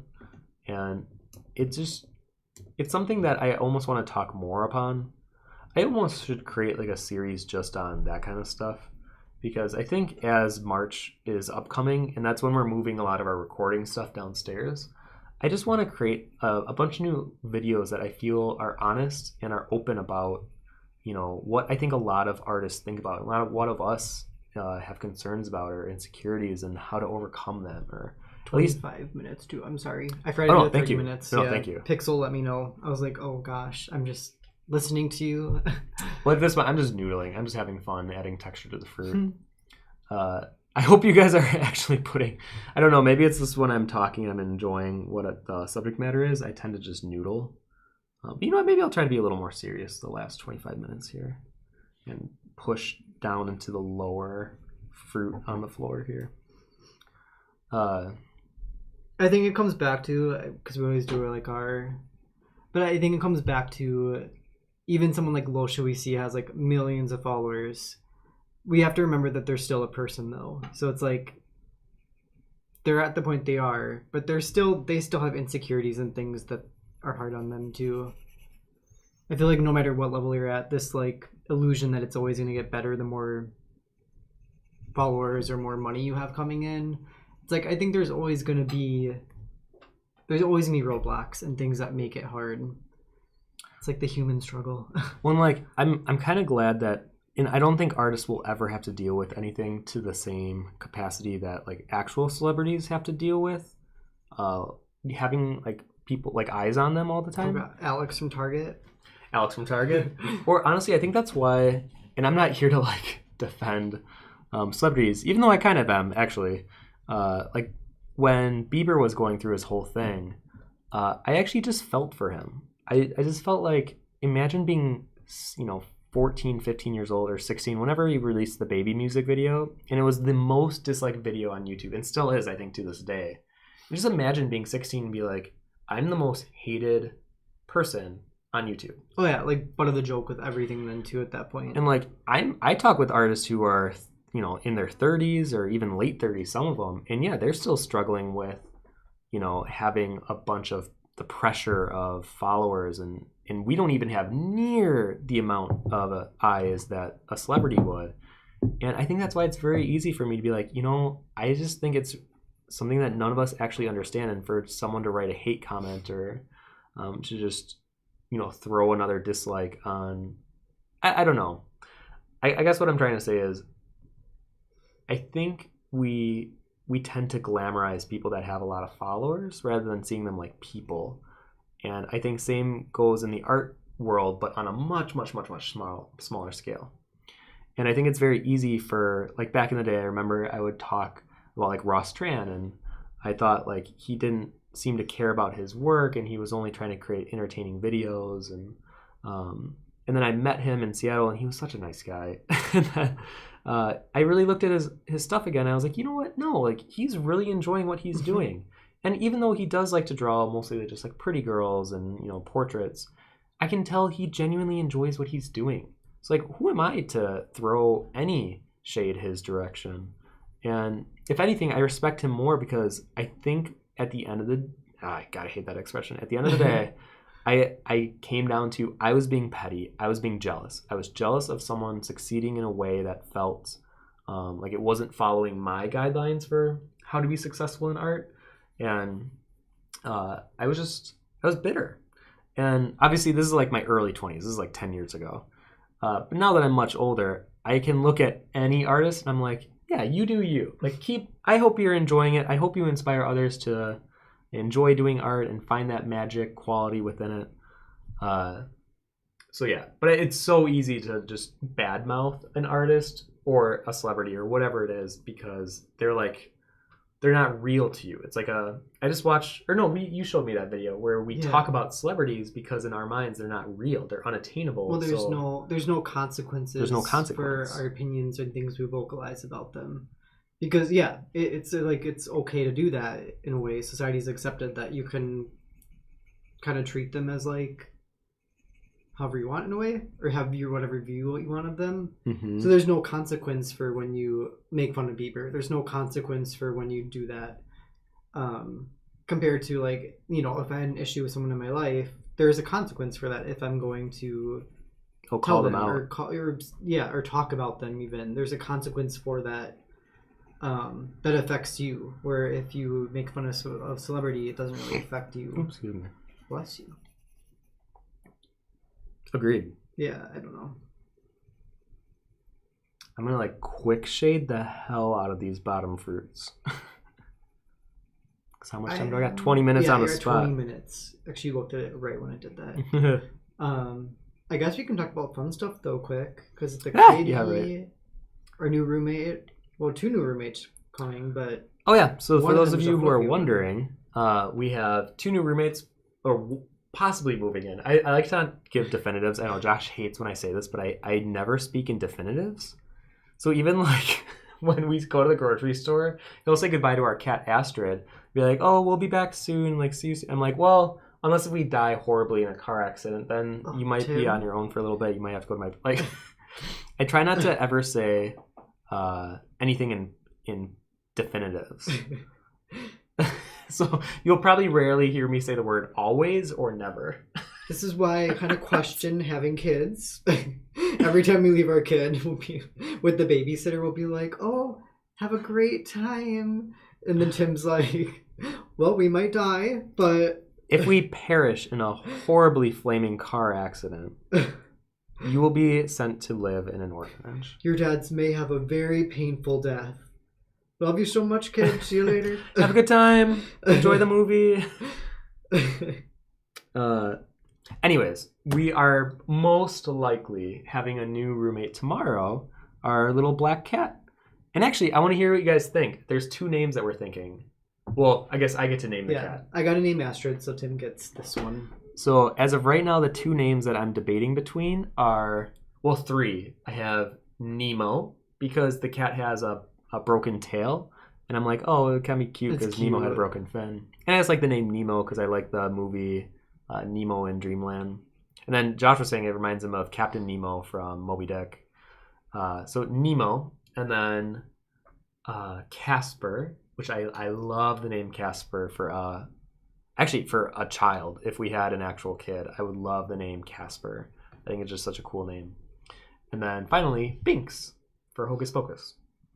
And it just, you know, Mr. Binks. Mr. Binks, Zachary Binks. And those are the three we're kind of debating between. I'm definitely leaning more towards Casper, though, at this point. I think it's just a really cute cat name for a black cat. Because it's not just like ripping off a movie, even though it's like Casper the Friendly Ghost. But when I think of Casper, I actually think of Casper with a K. So I don't know. Maybe I'm just being silly, but I like that name a lot. Casper is really cute. We're really stuck on the Binks and Casper, though. Because I don't even know. We could do Casper Binks. No, I think, honestly, for me it's between Nemo and Casper. Nemo and Casper? Uh-huh. Oh, so Binks is actually off the table, you're thinking? Well, just because I feel like it's too on the nose for me. I mean, Nemo would be really cute. I feel like I have to get to know the cat first. Yeah. Give it like a couple weeks before you like really Couple settle on weeks? one. Yeah. I don't take that long to I think make you need decisions. to connect with the cat. You need to connect, figure out their personality, and then it all comes into play. Try a week with Nemo, try a week with Casper, whatever one just feels natural. I do not want to confuse this cat. I will surely make a decision within the first day or two. Fair enough. But we get to basically, Cat just let us know about this yesterday, and then we're getting the cat tomorrow. For those of you who don't know, Cat's like my childhood best friend, and the cat was a stray that would stay outside of her mom's house, and then eventually the cat was welcomed inside of the house, and then Cat's sister adopted it, but then there was an allergy issue, so we are essentially adopting this stray black kitten. Oh boy. Okay, I need to really move I it. kind of like we don't really have much time to think about it, which I like, because when it comes to cats, I feel like waiting too long just makes you really, like, I don't know. Well, honestly, I get so excited. I just want to have a new cat, so I feel like this is really exciting.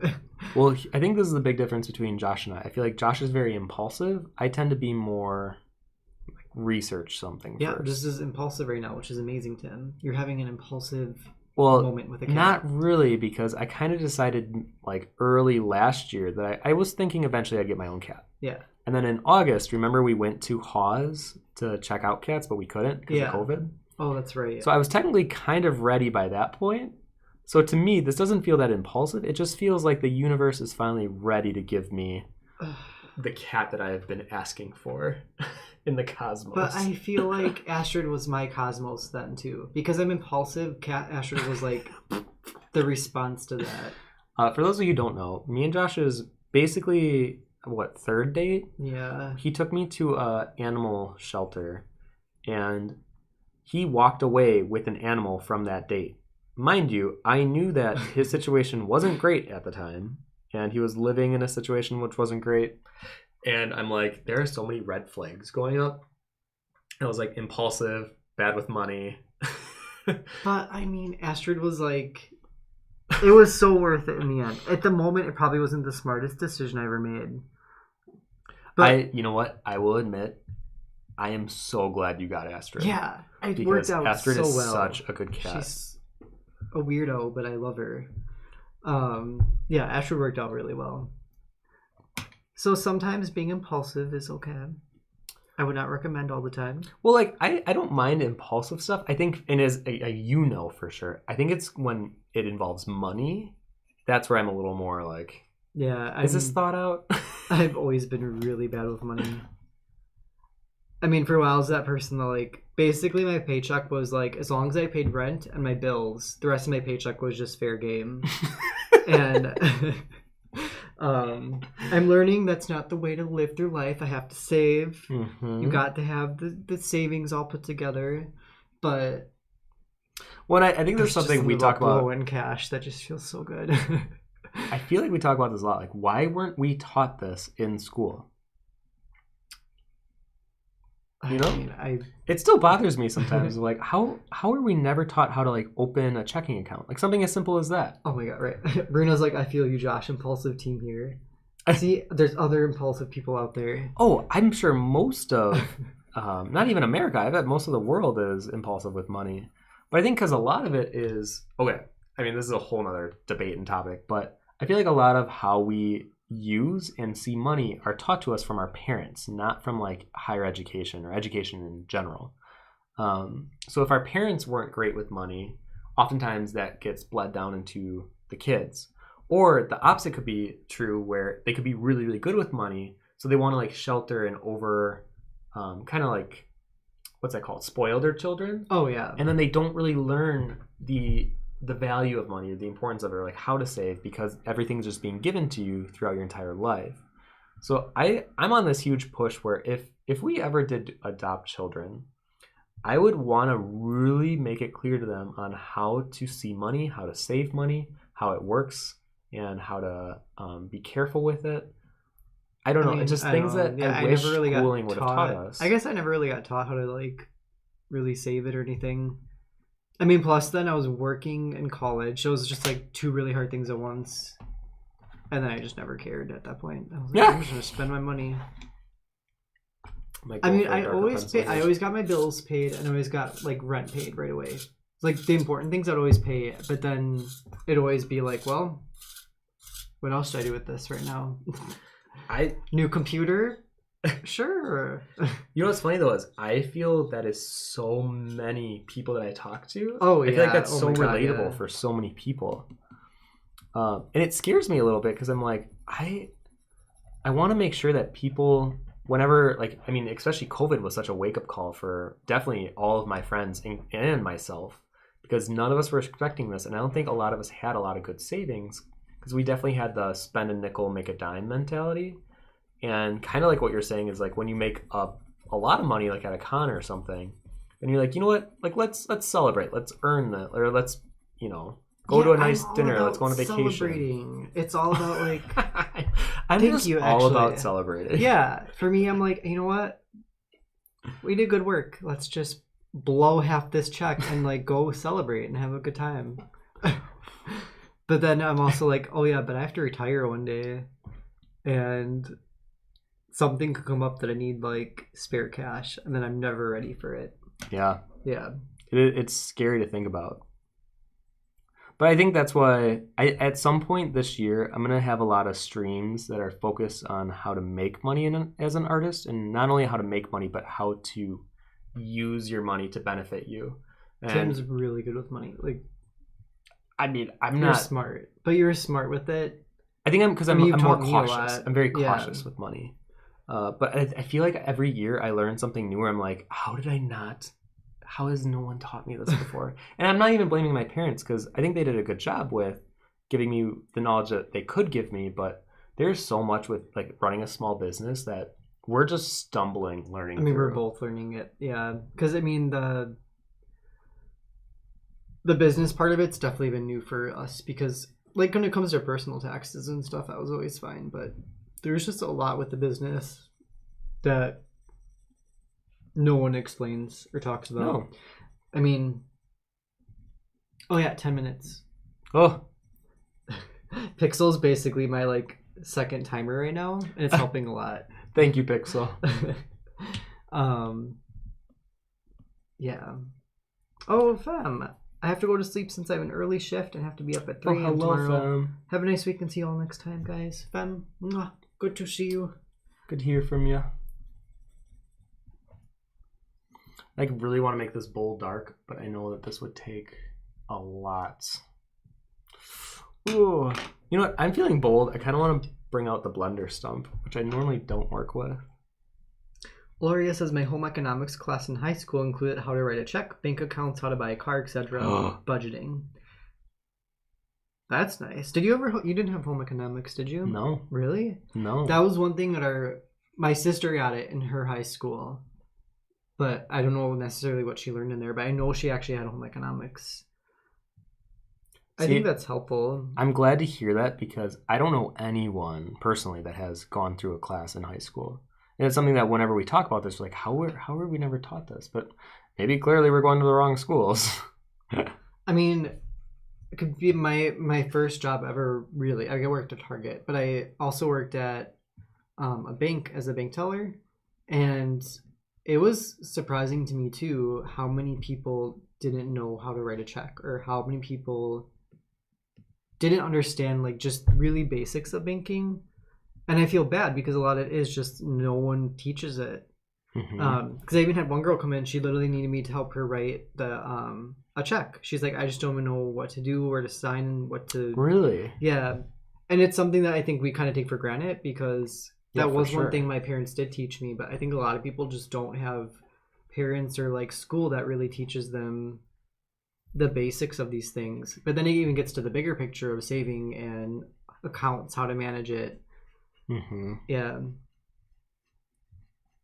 Amber, we basically baked food for the teacher.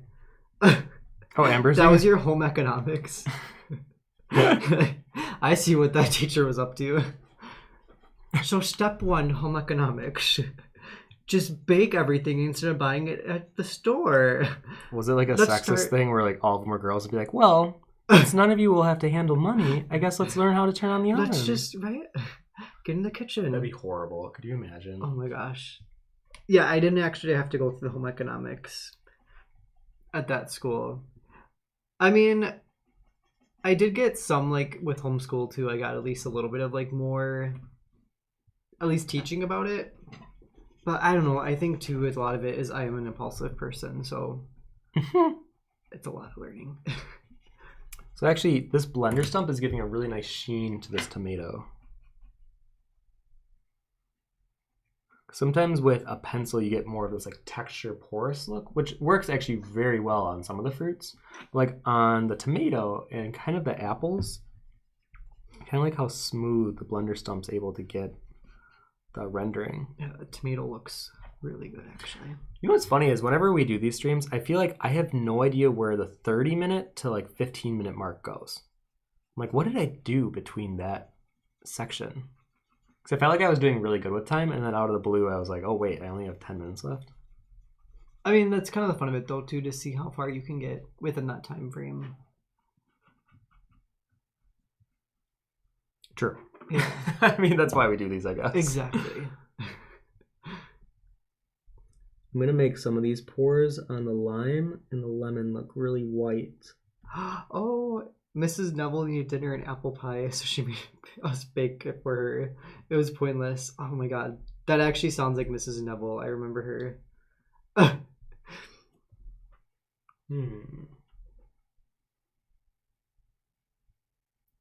So usually to create this type of a look, you kind of like surround areas like little small white circles and fill in the area around it darker. And that's what gives it that look. Jonathan, learning to cook is a borderline superpower, just saying. No complaints yet. I totally agree. Yeah, cooking is great. That's another one of those classes where I wish I would have taken it in high school. Honestly, I think some of this should just be required. I may not be in the majority with this thought, but like a lot of things, like other subjects, I won't say which ones, I don't feel were as useful for me in my life. And I was just really bad at other ones, like anything writing related, like grammar, just fail me. Well, I mean, like, clearly I'm not going to pass English this. is one of those things that's like, how many times can I take this before it's like, I don't need any more of it. Yeah. Because, yeah, grammar in general, I'm like, especially now being out in the world and sending emails and doing things, almost no one does grammar perfectly. Well, no, I think doing grammar is good. But, yeah, if you're a writer, like, I'm just saying, like, emails and stuff like that, people just don't care really anymore about it. I don't know. I still feel like there's a level of professionalism that comes across in emails and stuff. I'm talking more of like writing papers on something that like Shakespeare's early life. Oh, yeah. You know, like I just... Those are just rough. I don't know. I'm just complaining at this point about that. Woo. Okay. I'm going to do what I can in 3 minutes to do, I guess, this orange and this pomelo, or this apple. Let's see what I can do here.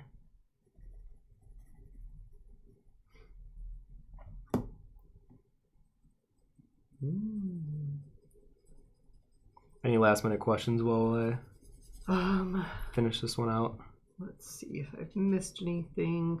Emery says, I love the idea of streams on the business side of art. I think that would be so helpful to people. I definitely am going to do those. So like I said, once we're able to move everything downstairs and have like a legit setup, I would love to do really nice pre-recorded videos.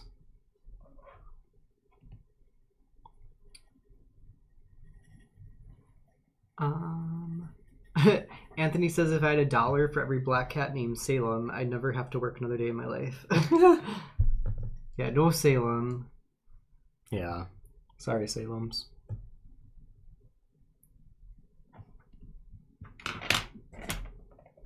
Oh, yeah, Ember says, have you ever used Grammarly? Yes. I actually have the add-on on my Chrome for it, because it is really nice. It'll, like, if you do it's this add-on you can get for your browser.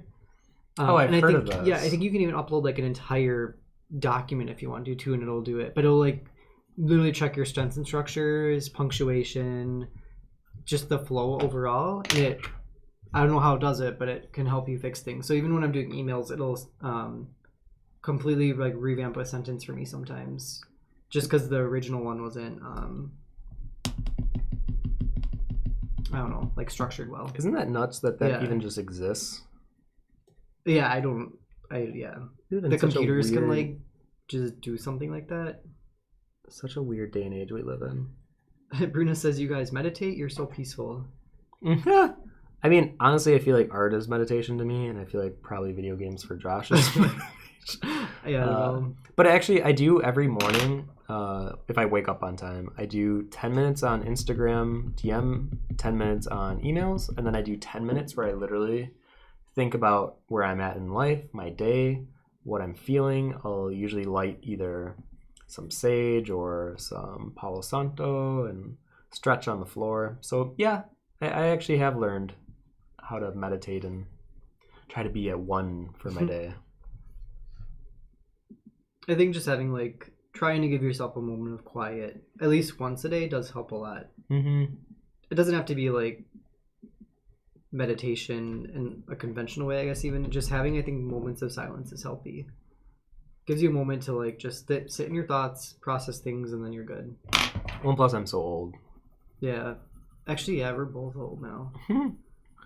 Just kidding. I feel definitely having some kind of a daily whatever helps. Oh my god, this is the worst 15 quick seconds. render. I really messed up. I'm sorry. I didn't give them 1 minute. I mean, I just assume you'll never get the timing. I know. That's totally fine, though. We just get talking and then I forget. Oh, that was like the worst quick render of something. Ugh. Like, I actually feel decent about some of the fruit, and then this one I'm like, that one looks like I'm just learning how to do light and shadow. Okay. Well, I guess I'm gonna, for another like 2 minutes, I'm gonna clean some of this up as you guys submit your submissions to the Discord channel. There's a link below, and then submit to stream follow along, and I will be doing a mini critique on this take a critique. breath. You've been talking a lot today. I feel bad. Oh no, it's totally fine. That's what we're here for. Yeah, I feel like there's some good questions today. So like I can kind of tell where my time went, and I would say for my own drawing, I think I was too focused on the detail of the top fruit, but I usually like to try to have something that I can feel proud of, like certain areas of a drawing for a live stream. But I hope you guys actually did better than I did in terms of managing your time. Pixel, I forgive you. Pixel's like trying to draw right now and be the second timer. And I'm literally just sitting here looking at this fruit right now. It's a lot to manage, though. Well, this would have probably been a better digital study to do because I feel like a lot of this can be quickly rendered with texture. But I feel like doing it traditionally, if any of you guys did pencil, a lot of it is like building it up slowly, and well, sometimes that just takes, time. This looks like a mouth. It's like a snake or something with a tongue. Well, Josh is officially checked out for the day. Oh. Well, there's nothing on top, so it does just look like a genuine tongue. What? Look, it looks like a tongue with the little bit that's left there. Oh. Yeah, see? Okay. Someone has been staring at the fruit for too long. Okay. So I guess I'll stop it here. I needed like another half hour. But I feel pretty good about some of the fruit here, and I hope you guys had fun with the study and texture as well. So I'm going to switch everything over. And if you guys have to leave before we do the critique session, just if you could please leave a comment or a like. It really helps the YouTube algorithm. And yeah, thank you for stopping by. And for those of you who are wanting the critique, well, let's go ahead and get this started. All right, switch places. Do a little scooch. Oh. Okay. I'm gonna turn this antique on.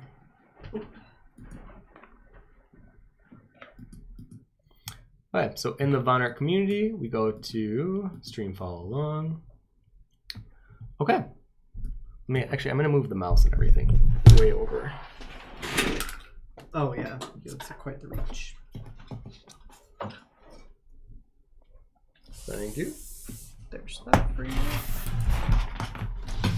Mouse is incoming.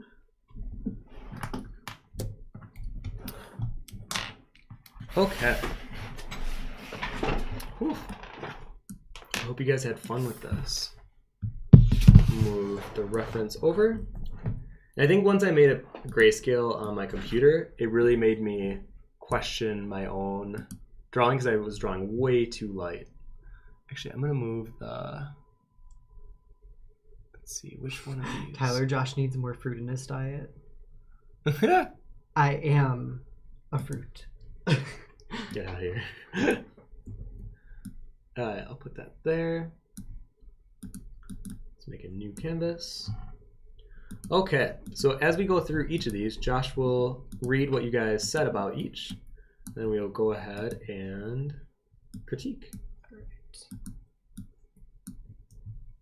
Radivir says, had to take out some time to eat, so I gave up on the lower fruit in the bowl. I actually think you did a great job with a lot of the texture here. I can see the buildup and I can see it come together. I think for you, the only critique I'm really going to give, because obviously this was a time thing, I think you had the same issue with me. I think it was a time management thing, but if you had to take some time off, that also makes sense. But I think in terms of like sharpness, I definitely look like, you can see how in the reference, the middle section has like a really dark line all the way down. And I think the line is misleadingly dark. I think when it has the color, you can't quite see how much of the shadow is on the underside of this line here. I think I would emphasize that more. And then same with the shadow here, like really create that cast shadow look from the apple onto the pomelo. And then I think for highlights, obviously it's a little harder with paper. I'm in the same boat as you. But making sure that this area definitely feels lighter, and especially right up against that edge of the line.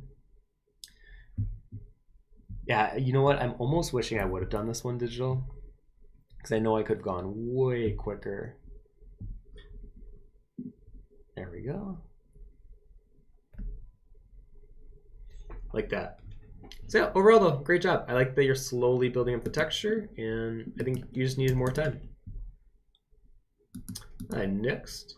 All right, this one is Manolin, who says, this was a struggle, don't rip it apart. The dragon fruit does not look like the photo at all. First fruit bowl I've drawn. Also a Melina from the chat. Oh, well, hello. Yours isn't. I feel like there is a tendency for people to be overly critical of their work on these critique streams, But actually, I think you did a good job with a lot of the shaping. I could definitely tell what each of the fruit are if you asked me. I think maybe some of them get a little lost. Like this one, maybe. Like I could have maybe seen that was a pepper. But I would have actually guessed that was a dragon fruit. And I think for you, I can tell you like a very heavy outline, which is totally fine. But I think I would play with that outline and have it bleed into like shadow areas in certain spots. And even here, like I can tell you want the lime to be really separate from the other fruits. So I can tell you have like this really heavy dark outline on it. But instead, sometimes having the value contrast will do all the work for you. And you don't even have to have really an outer darker line because the area around the lime is so dark in value that it will actually separate it from the rest of the fruit. Now I'm like kicking myself for not doing this digital because this is so much easier to like build up value. Where I feel like with a pencil, you're like building and building and building and building and building. And if you hold the pencil sideways, sometimes it's too textury. That was definitely a lot of your time there at the end. I think that's that 30, whatever you're saying, that 30 to 15 or whatever. That's what it is. That's why sometimes I'm like, I really should do a lot of these streams digitally just because they're so much easier. Actually, why am I working white into this? But they're so much easier to move quickly on. But I think, I think people want to see traditional techniques and the slow build up and all that good stuff. So I'm here for that too. So as you can see before and after, see how the lime, it starts to have more form and it's still separated from the forms behind it. And that would be my advice for you. And I think proportions are just a little off, but I think it's because the bowl was too closed in, where I think it should have been more open. And I think before you even start into any of the drawing section, I would really focus on having that foundation be clear. Okay, good job. This one's Eve's. All right, next up. This one's Ella. Oh, is Ella? Yeah. Oh, I read that wrong. Oh, well, yeah, actually, this looks like Ella. One with the color, too. Love the color use. I think you have such a really wonderful way of blending colors together. Like, I love how you do highlights, and it's not just like a really harsh, like, dot. Oops, what's going on? There we go. And I can see the little color variation and nuance into your highlights. So you do a great job with that. Let me look at this in color. I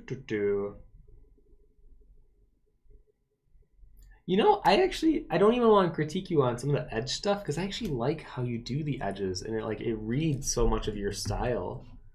I think time was definitely a factor, but that was I purposely made this one a little more difficult, but like simple in the form, so it's just like a matter of time and how much you can fit in or like where you want to put your time. So I think you did a great job. I think the glass bowl is something very hard to do because a lot of reflecting. You got the reflecting of the pear. You can still see through the bowl and you can see the orange, which was done really well. Honestly, I would think maybe just going for more texture. I don't know if that's like a brush or something where you could even go in with like this green. Oops, let me zoom in. Because like I love the highlight color, but I would really even emphasize the pores. Maybe not that dark.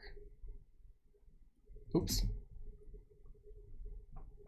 Hold on, let me zoom in. Sometimes when my brush is so small that when I try to do a small point, it'll like really create a deep circle. But like on here, and like this is more of a time thing too, and I totally understand.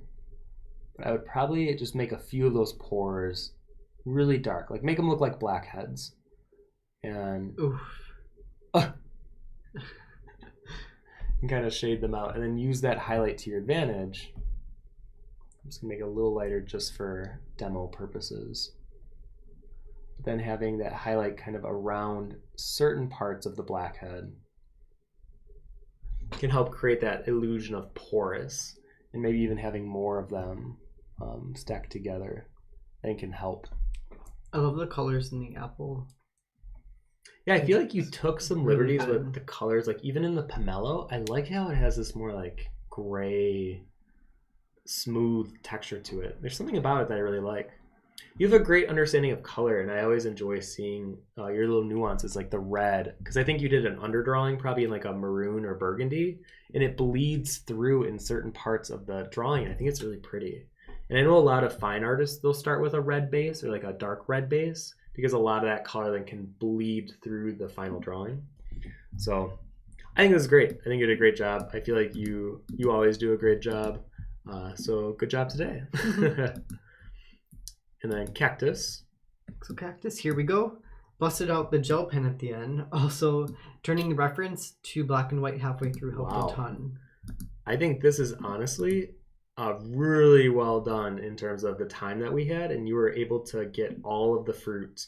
And I like that you didn't focus on the cloth at all. You're like, you know what? I'm literally gonna like edge out where the cloth would have been, because that is not the focus of today's stream. And you did an excellent job. And even reading it from afar, I'm looking on my other monitor. You did a great job at making the glass bowl look dark, and then having that apple in front of it look so bright in that contrast, the one that's down here. I think it reads really, really, really well. Let me see. And you even did like some of the directions of the glass paneling. That's great. Honestly, I feel like you used your time more efficiently and effectively than I did. I feel like I was just kind of rendering on areas for too long. I like that you pulled out the pen, because I feel like you were able to get a lot of that texture, that porous look to a lot of things. I would say you did a good job with it, but I think sometimes pulling back a little bit, like the apple, I think some of the areas in the shadow, I would have actually kept some of those dots either out or not have done, or like done them like really, really lightly. But I know it's kind of hard with a gel pen, because I think it reads well, but I think sometimes when it's too much, it looks more like a texture splash everywhere rather than like really pushing it around the highlights. And on this orange, I think some of the values, like this could have been a little darker. Let me look at it in grayscale again. Yes, have it people are like a neutral gray, and then really have those highlights actually on a lot of these fruit. I think having more of like a neutral base, and then having the highlights be more isolated. And even on like on the pomelo back here, having like a neutral gray, and then only having the highlights stand out. I think that's what I was trying to do at the end, is really give a neutral base to everything, because my highlights were so strong. It kind of like washed out the local color of a grayscale drawing, but you know what I mean. So overall though, I think you did a great job, and really, really good job managing your time. All right, next one. Next up is Amelia K. And just sent in a big smiley. Wow, this one's great. So for yours, clearly you understand like having different brushes give you a desired like texture effect. And I think you did a good job with that in a lot of areas for this one. I even like that you brought in some of the color light bouncing, even though like in the actual photo you don't see much of it, but I like that you included some of that just because it's a little nice stylistic touch. But I think if you're gonna do that, I would pull that a little more everywhere then. Like maybe even some of the where the shadow and the light is touching on the pomelo, maybe have that red bleed into that as well. I think just to keep it consistent. Let's see here. Yeah, I think from here I would it looks like for the highlights you were starting to like do them like very subtly, but I would focus more on like having the highlights curve around different pores. And I think it really does speak to I know it's kind of gross, but if you think of it like skin and like pores, having the highlight go around the pore a little bit. And I mean, we've seen our own faces so often. Actually, I'm gonna do this on a new layer. And I'm sure, as many of us do, we get pores usually on our nose that are like blackheads, and they're just filled with oil, and the way that they sheen. Obviously, this is a more magnified view because we're looking at close fruit up, and fruit usually have a little bit more of a dip, and that's why the highlight is so wavy on the surface of fruit, because it's not like a flat. Usually, skin texture is a bit more flat in appearance than a fruit texture. So I think carrying some of that a wavy around the pore look like this can help even define more of that texture on the fruit. And then honestly, let me just copy and paste that on different areas. Oop, let me make it lighter though. You can see how I'm just copy and pasting. Oh, let me make that lighter. How it can just add. Let me copy that. There we go. So much implication to the actual texture, because let me move that on and off. See how it kind of reads like it has more of that surface texture to it, and that highlight can help really define it. So yeah, I think you did a great job. Thank you for submitting, Amelia. Thank you, thank you. Next up, we got Alpha. I think I was too greedy and I didn't have enough time to render everything. Sorry. I was like, I have time, that's okay, take it slow. Then rushed like hell during the last 2 minutes. But that was really fun. Also, how can you render citrus fruits digitally? That was the only time I wanted to go back, to get back to traditional. You know what? I literally think the same thing. I'm going to copy and paste those same porous marks onto yours. I'm just going to move that above.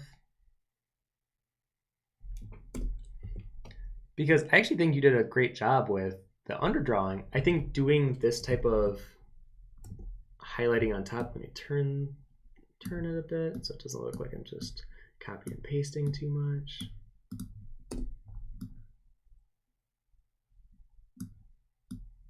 You can see how, actually I don't even know if I like the double. I kind of liked it better. Well, no, I like the double's fine. So you can see, maybe it's hard to see on the stream. Let me zoom in just a hair. So you can see on the lemon specifically, before and after, how before it has like this very smooth, it almost looks like a plastic fruit, but then by adding in that highlight, that's what really sells the surface texture of the entire fruit. And I think you did a great job at the under drawing, at like the surface that you'll paint on top of. But I think for you, it's just focusing on those details, because if you add this same highlight to the other fruit in yours, similar to the last one we just did, you can see how immediately it starts to add more of that effect. I do think the area around the highlight though, like let me make a lighter color. A touch lighter.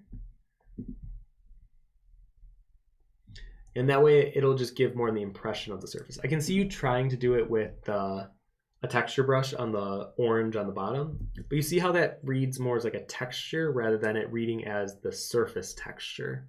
And I think maybe just going in and doing a little bit of that work, and even though it's not the most like way of how you would like oil paint it, I think copy and pasting that type of highlight, turning it if you need to, and then just editing it slightly so it doesn't look like you just copy and pasted it everywhere.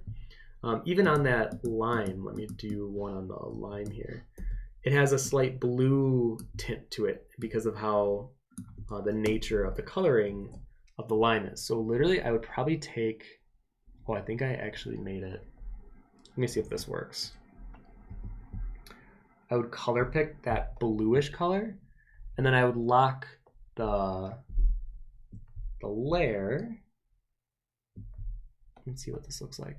Yeah, there we go. So I'm filling it in so you can see before and after. See how that highlight, it just needed a little color adjustment, and it reads then as the surface texture of the lime. Overall though, I think you did a great job. And I think doing the glass bowl, I knew I should have grabbed a different bowl, because this is a very, very difficult glass bowl to try to capture amongst all the fruit in an hour and a half, or an hour 40. But I think you did a great job. Tijal. All right, so next up we have Tijal. No comment. The comment was written in. You get €5 if you give a good critique. Oh, well, boy. where to start? I think your proportions are off. I think you didn't really attempt at even giving any lighting. What about the texture though? There is none. I will say though, you did define the different fruits by the stems, and I can tell that the pear on the top is a pear based on the bell-bottom shape. The bananas, I feel like you're trying to do the thing that artists do with the hands, where they hide it behind the back or in the pocket. I want to see more of the bananas in the picture. What else is here? That a banana? Is the other question. I would hope so. And I would assume that the surface texture that these fruits are laying on, it reads more as like aluminum foil or something more hard edge because of the triangles you have. I think if you had more of these softer flowing lines, it would read more as fabric. And then, let's see here. And then lastly, it just seems like you're outlining a little too heavy everywhere.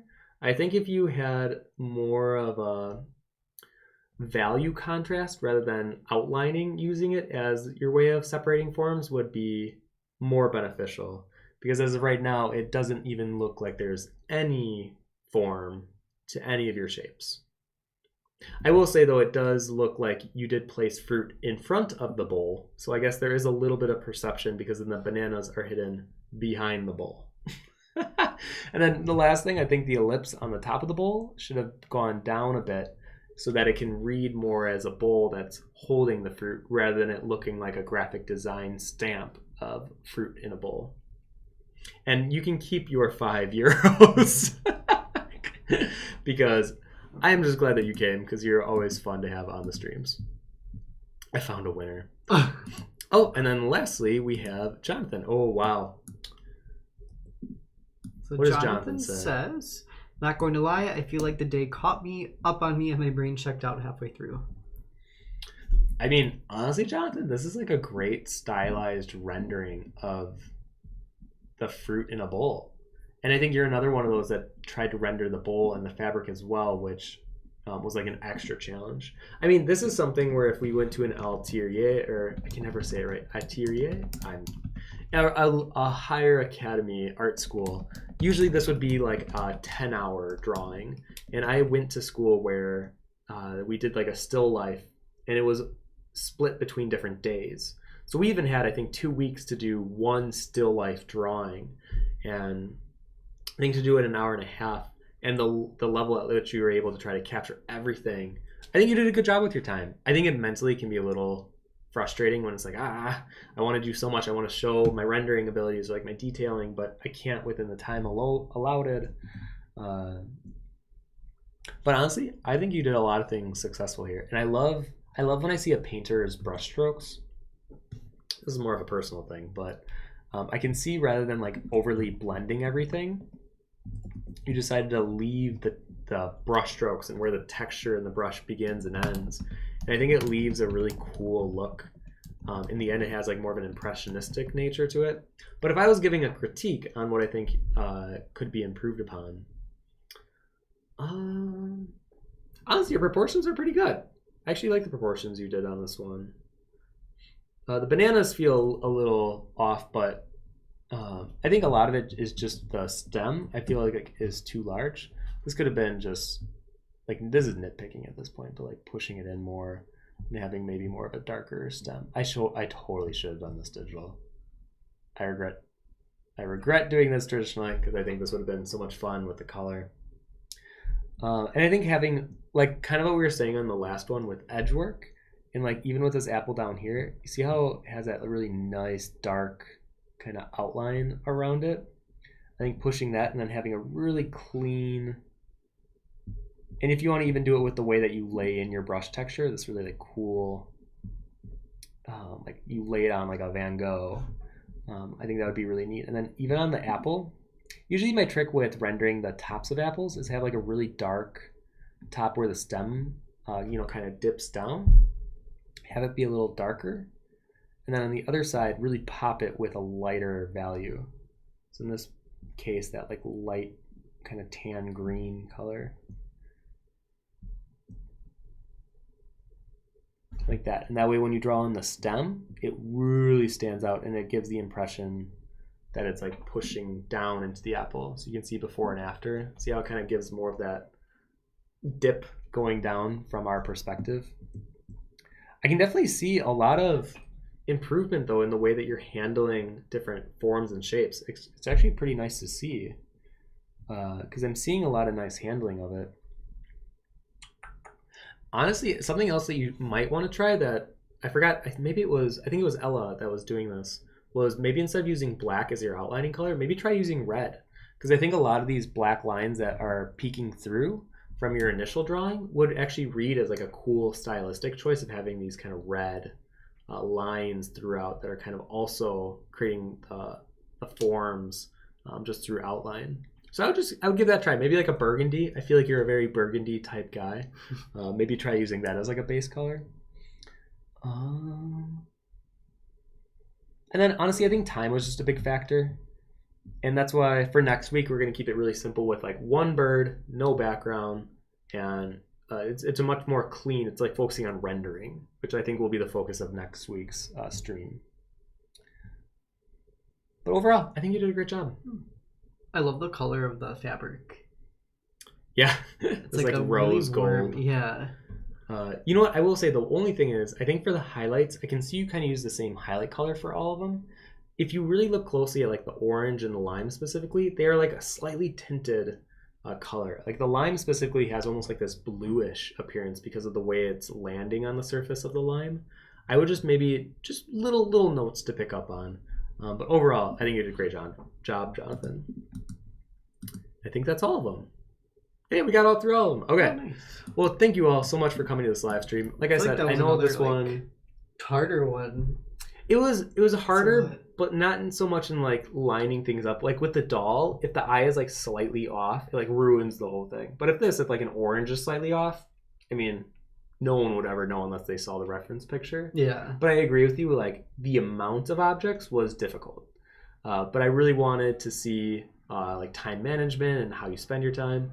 Clearly, this is something that even I'm working on because I spent too much time rendering the top fruit because I was like, oh, well, I only have 100 minutes and I want to make sure that I still am answering questions. But I think I could have if I really went down sooner onto the lower fruit. But that is just something I'll work on for next week. So if you guys want to join us for next week, we'll be doing this again. And then, like I said, March, we'll probably change things up a little bit. And we'll probably do like one of these follow along streams a month rather than every week. And then I might do more where like I'm working on a tarot card or I'm working on my 5-foot drawing and you guys can watch and we'll just have like a chat. Because I think I'm learning that the reasons why I kind of slowed doing these is because it really does take a day out of my work week just for the most part because I'm always prepping before and after. And I want to be able to get stuff done that I need to right now because I'm on like a time constraint, especially with COVID and all that stuff. I'm not going to complain to you guys anymore. But basically, we'll do about one of these a month, or we will do one of these a month. Probably the first Wednesday of every month will be a follow-along stream. So if you like these formats, we'll probably do a life drawing one too in March to start it off. And I think that's how we're going to keep it so that we can still have the follow-along streams, but I can still get the work done that I kind of need to focus on right now. Okay, so hopefully you guys had fun. I hope you guys enjoyed watching and chatting with us today. Any last words for you? You're also wonderful. Thank you for being here. Yeah, thank you guys for coming, and hopefully you see you next week.